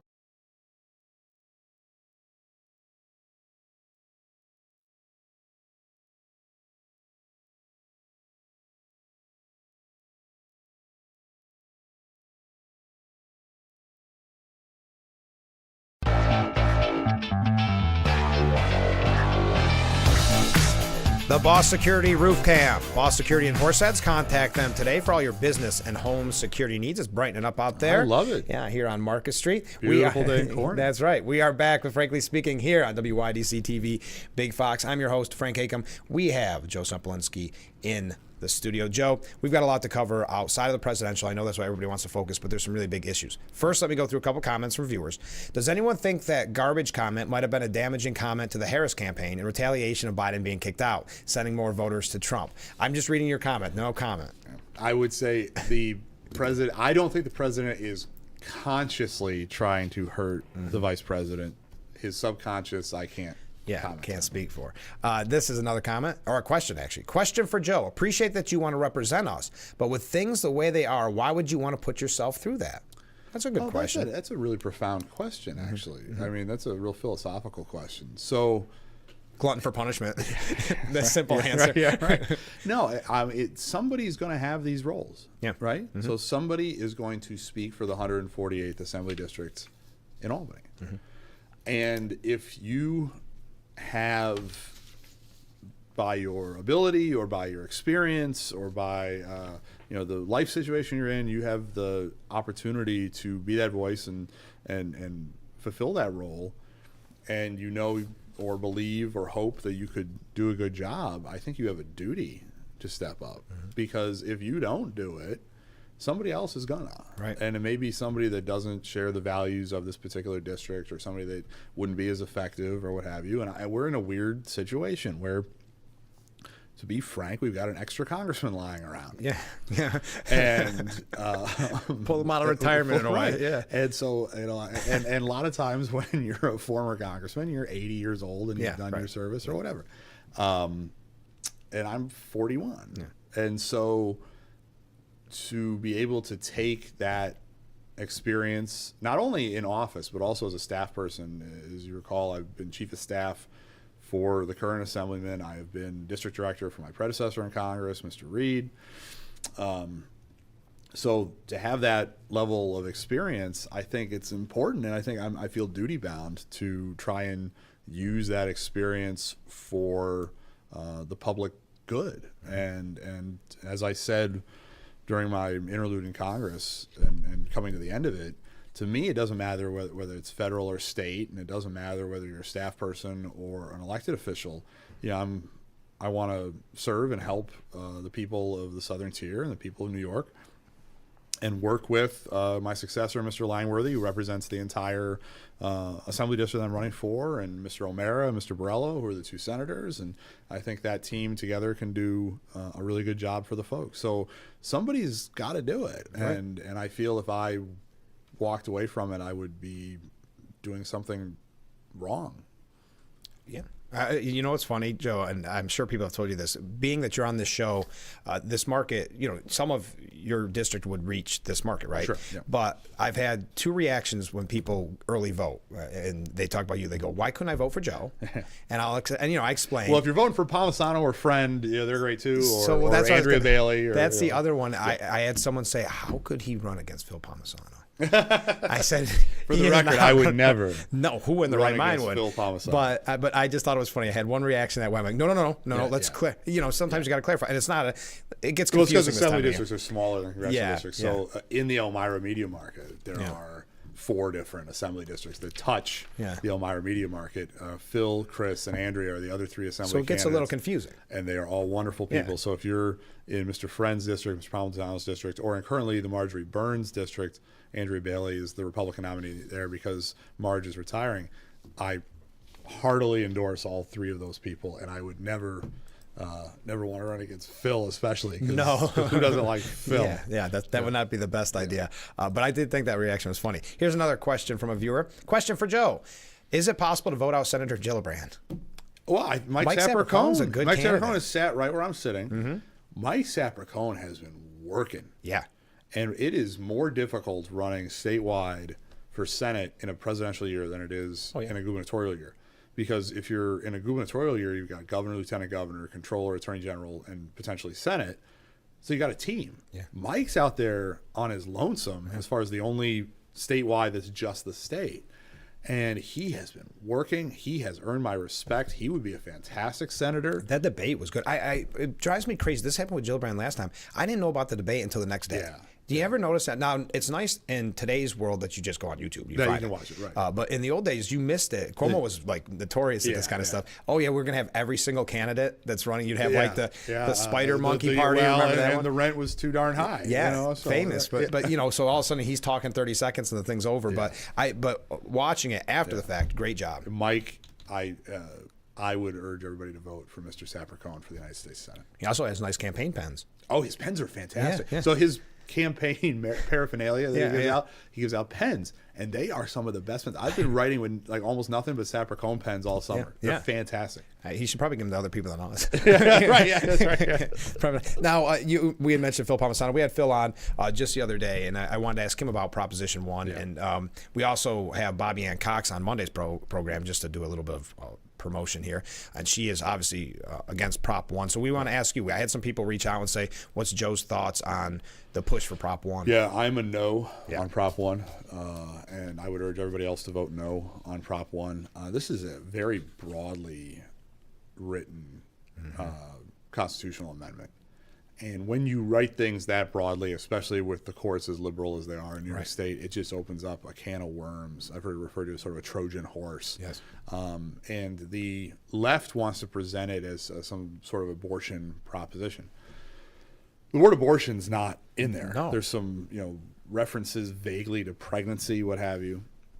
So it's clear they want to take very vague language and have it mean what they want it to mean just based on that issue. Mm-hmm. But there's a bunch of other things in there that have nothing even remotely to do with abortion. So why are those in there? Mm-hmm. I also don't like the way it was done, where this is what you're actually voting on, but on the ballot we're only going to cut it down to be.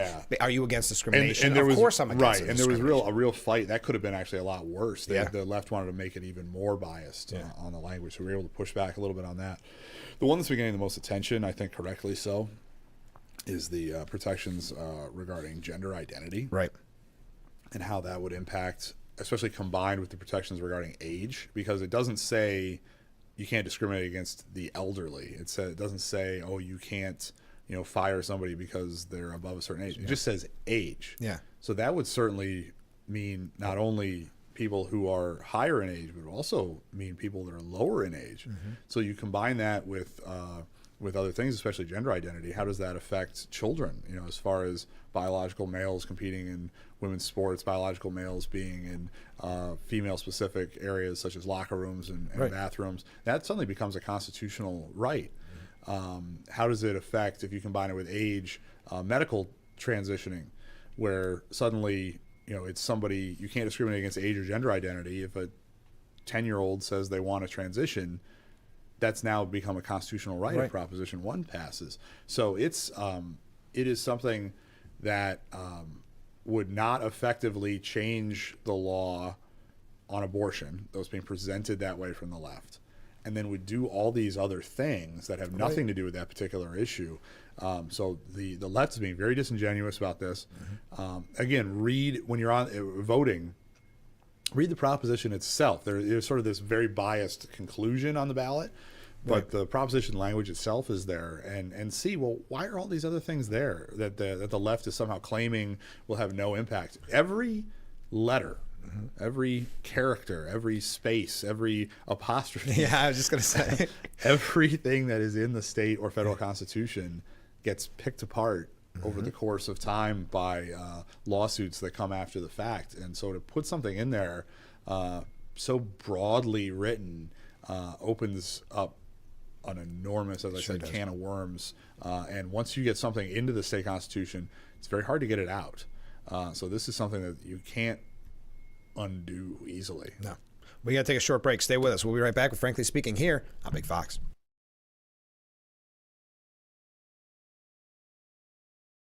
Have you been unable to work for over a year due to a mental or physical disability? Were you recently denied Social Security disability benefits? Great news. You may be eligible for money, back pay, relief.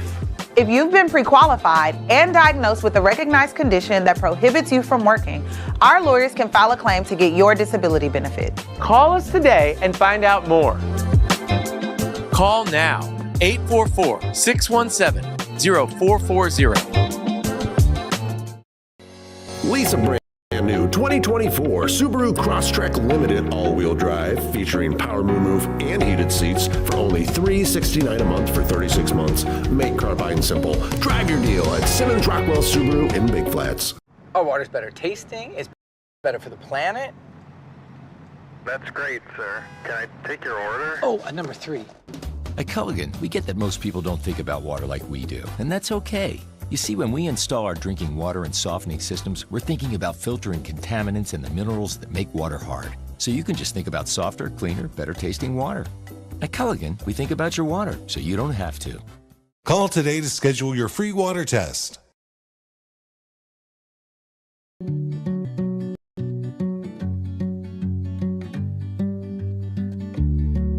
When we have the food we need, we are at our best. We push further. We rise higher.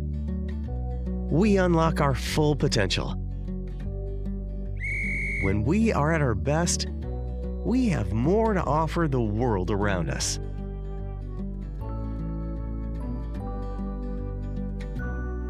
When we have the food we need, we make our communities stronger. Together, we can help everyone get the food they need to thrive. Join the movement to end hunger at feedingamerica.org/actnow.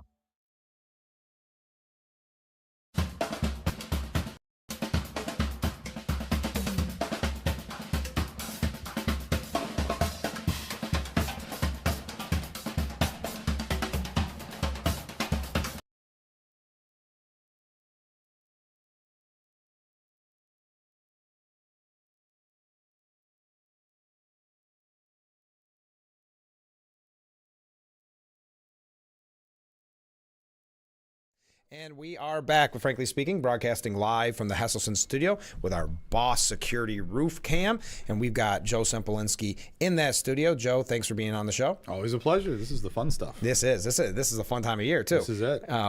So a quick comment from a viewer, and then I got another question for you. With a large population of veterans in the community and Veterans Day on the horizon, how could anyone vote for someone guilty of stolen valor and plausible desertion? Well, fair point. Not a fan of the governor of Minnesota. That's what I'm reading, if I can read between the lines. All right, Joe. Governor Hochul predicts the Democrats will flip at least 3 House seats. What are you thinking? I know Hochul is really invested in this because she did so bad last time, and she wants that speaking spot at DNC again. Well, Nancy Pelosi has explicitly blamed Kathy Hochul for the fact that the Democrats don't control the House of Representatives for running a poor gubernatorial campaign. I don't believe I'm saying this, but Nancy Pelosi is right on this one particular thing. Just before anybody clips that out of context. Right. On this one particular thing, Kathy Hochul ran a bad gubernatorial campaign. Lee Zeldin ran a fantastic gubernatorial campaign. And the House of Representatives, the majority was determined in New York State. So because of that, there's a lot of seats that are competitive. You have a lot of freshman Republicans, and also the special master that drew the map had a lot of criteria in the state constitution he could work with, and he chose to very much emphasize competitive districts. Right. So we've got districts in central New York, Hudson Valley, Long Island that will determine, I think, the majority in the House of Representatives. So, you know, on Long Island, you've got the 1st District and the 4th District, Mr. Lilota and Mr. D'Esposito. The 1st District looks a little safer just because it's a little bit more Republican district, but D'Esposito seems to be working hard. In the Hudson Valley, all indications are the Michael Aller seems to be moving in the right direction. Some prognosticators have taken it from a toss-up to a lean Republican, and a public poll came out that had Mike up 5 points. So that is one that's a real tough D versus R, and that seems to be going the Republicans' way. You go further up the Hudson Valley, there's in the 18th district, the Republicans are playing offense. So Allison Esposito, who is Mr. Zeldin's running mate, she was our nominee for lieutenant governor. She is the nominee for Congress there. That's the district she grew up in. And so that's one district where we could get one. You know, so there was sort of one that was sort of left on the table that we didn't get last time, even though we did very well. Mark Molinaro has that race. Apparently, I was hearing numbers last night as to the amount that's being spent in that race, in the tens of millions for a House race, which is an absurd amount of money. That district runs from Ithaca and Binghamton all the way over to the Massachusetts border. So it's sort of this eastern southern tier, central New York capital. It sort of wraps around Albany a little bit. So that is being presented to the public, I think, correctly as probably the most competitive House seat. And then the Syracuse seat is also getting a ton of money dumped into it. That's Brandon Williams. So these folks, if you happen to know folks in Syracuse or Binghamton or the lower Hudson Valley or Long Island, please urge them to get out to vote for the House member, the Republican nominee for the House or the incumbent House member, because, and the reason all this money is flowing in, the reason the Speaker of the House has been hanging out in the Hudson Valley for the last week I know. is because that is the area, I think correctly, is going to determine the House, the governor. She says she's confident, but her track record on guessing things is not, and her track record on being the governor is not that great. To tie that in, we had a great question, and this has been coming up for a while, and we haven't had a chance because there's so much to talk about, but we had a viewer write in a couple times. What is there any way, or what would the process be to get term limits on the governor? On the governor? Yeah, on the governor. Oh, okay, that's a good question. So that would be a state constitutional amendment. So Proposition 1, which I discussed, vote no. Vote no. Is a proposed state constitutional amendment. So it would be a similar situation where it would have to pass through the legislature, Assembly and Senate. There would have to be an intervening election. Then it would have to pass the Assembly and Senate again. And the reason being that the intervening election allows the public to hold their, you voted for that thing I didn't like, I can vote for the other person, right? And then it would be a referendum on the ballot after it has passed the legislature twice. And then the people would be able to say up or down, do they approve of a 2-term or a 3-term, whatever term limit happens to be. Most states have a 2-term limit on governor. New York does not. You can run in perpetuity. Or, if you're a former governor who doesn't like the job that your former lieutenant governor is doing and is a complete nut. What are you trying to say, Joe? Maybe he comes back. That's right. I hope not. We got to take a short break, and then we're going to focus on local. So stay with us. This is Frankly Speaking.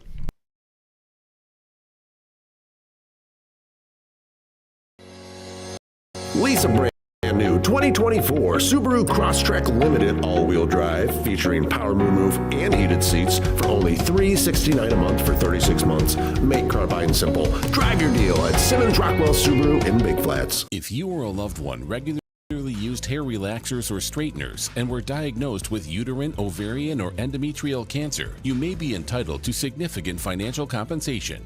I've used hair relaxers for years. I had no idea they could cause cancer. Chemical hair relaxers and straighteners have been linked to serious conditions, including several types of cancer. How do I know if I have a case? Call 844-292-6222 and consult with one of our attorneys to find out if the products you used are part of the lawsuit. Your eligibility will also depend on how often you use these hair products and your specific cancer diagnosis. If you regularly used hair relaxers or straighteners and were diagnosed with uterine, ovarian, or endometrial cancer, call us now. Call 844-292-6222. How much will it cost to talk to an attorney? There is no fee unless we win your case. Call 844-292-6222 for your free case review. Football Show breaks down all things NFL. GMFB Overtime. Check out top highlights, player interviews, special guests, and everything in between. 5 days a week. GMFB Overtime. It's football.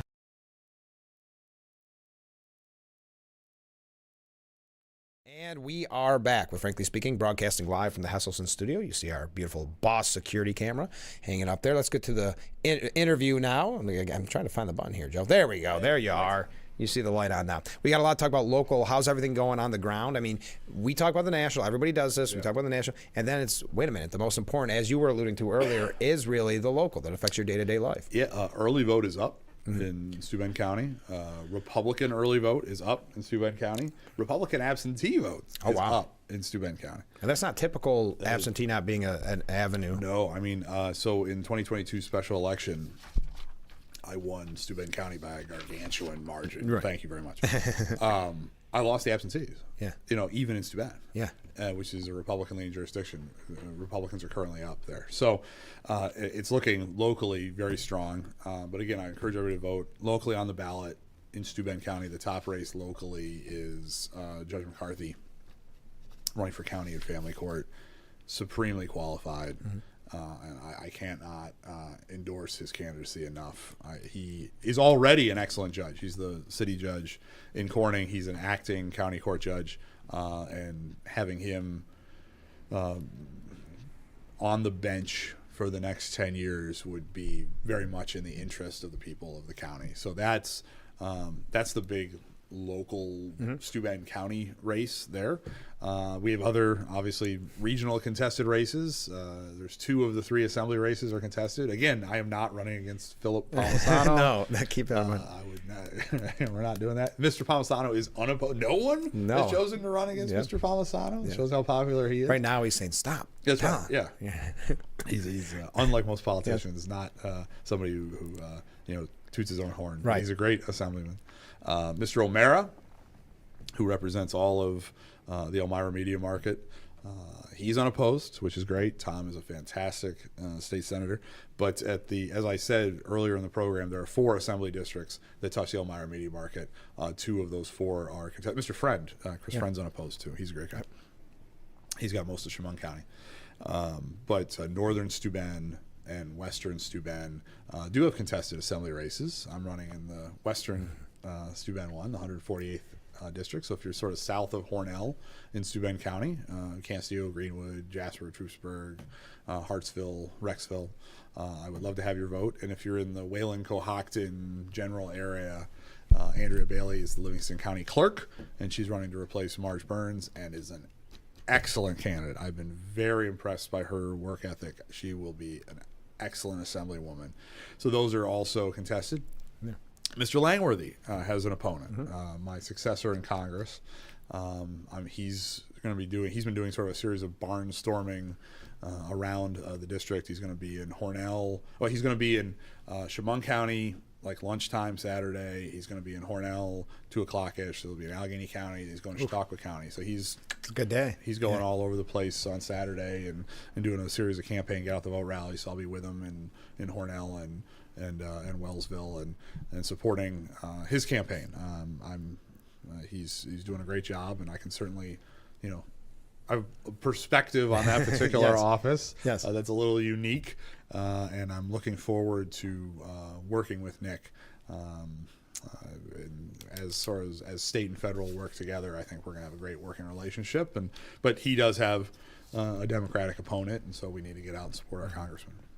Yeah, so and then of course we talked about Supreme Court, and we've talked about the court. And I don't want to go full circle, but it has been interesting because as someone that is interviewing them, they're a tough interview because they've got to be so. Yeah. Like if you ask me, what do you think about some hot button issue? I can tell you, I think this, and I can just say what I think.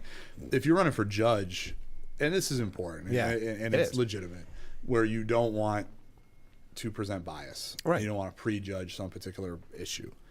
And so they can sort of make biographical statements. Yeah, that's all it is. Tell me your background, your experience. You can't say I'm pro-Second Amendment. You can say I own a gun. Yeah. Right? Yeah. You can't say I support family values. You can say I've been married to my wife for 40 years.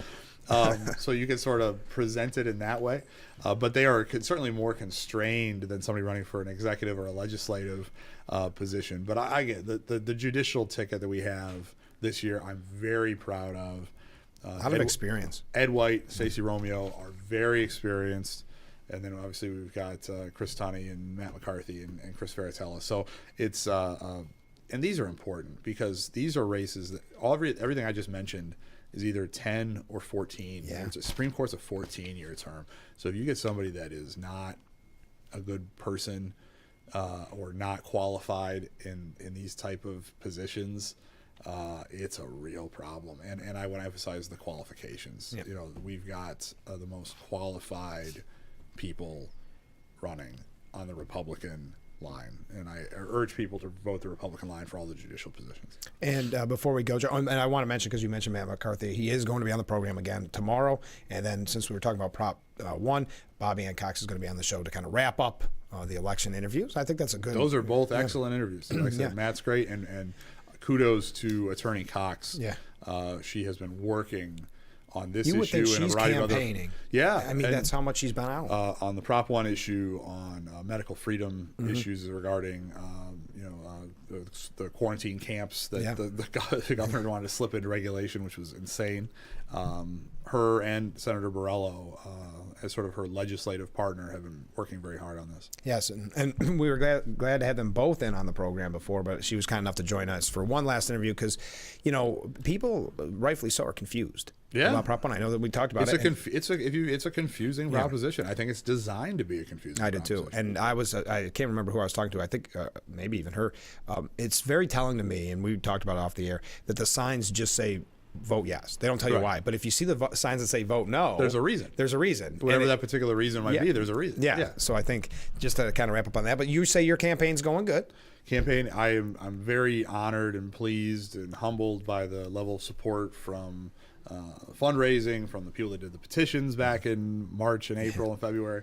Seems like a lifetime ago, doesn't it? Yeah, there's a long gap now between petitions and election day, longer than it used to be. Yeah. But also the response to the ads that we've done, the television ads and the mailers that we've done. People especially seem to like that I've highlighted my family. Yeah. And I have my wife and my two daughters and pretty much almost all of the campaign material that we're producing, and I think that's important because it sort of shows who I am. Mm-hmm. It shows the life I'm living, and if you see the TV ad, we're walking down the street. That's the actual street that I live on. Mm-hmm. That's 3rd Street in Canasteo, and if I can sort of relay to the people who I actually am as a human being, I think that makes them more comfortable voting for me. And I also want to just publicly on the air thank my wife for putting up with you for this. Putting up with all of it. Well, me generally. But when Congress is over, she's got to be like, finally. Yeah. I mean, this is a woman. 3 times I've sat her down in the last 3 years and said, hey, honey, I'm quitting my job to run for a congressional district that may not exist, or to be a congressman for 4 months, or to be in the state assembly. And she's just rolled with it, and she's a wonderful wife and mother, and my best friend, my soulmate. And so someday I hope she watches. I'll make sure she pulls this up and watches this. I know. I was going to say, but this doesn't happen. She is. This doesn't happen without the support of my wife Angie, without the support of my parents, my mother-in-law, the support of my daughters. So. And Joe, just before we go, I asked this of all candidates, and you've got the candidate hat on right now. What would you say to voters before they head to the booth or early vote? One, please vote, regardless of your political affiliation, regardless of who you're voting for. Please vote. It is a right that is very hard won. We had a veteran comment earlier. Yeah. There's been a lot of blood spilt and a lot of sacrifice for you to have the right to vote. So please, please, please take advantage of it, regardless of your political affiliation. Regarding my candidacy, I think I'm uniquely qualified to do this job, historically, bizarrely, unusually uniquely qualified, and it would be an honor to continue to represent and serve the people of the Southern Tier who I've dedicated my entire career to making their lives a little bit better, and I think I can be a person who will be a strong voice in Albany for the values of this region. Well, Joe, thanks so much for being on the show. We're out of time. No protesters today. We did good. Oh, that's good. We're moving in the right direction. Tune in tomorrow morning at 6 for Frankly Speaking, only on Big Fox.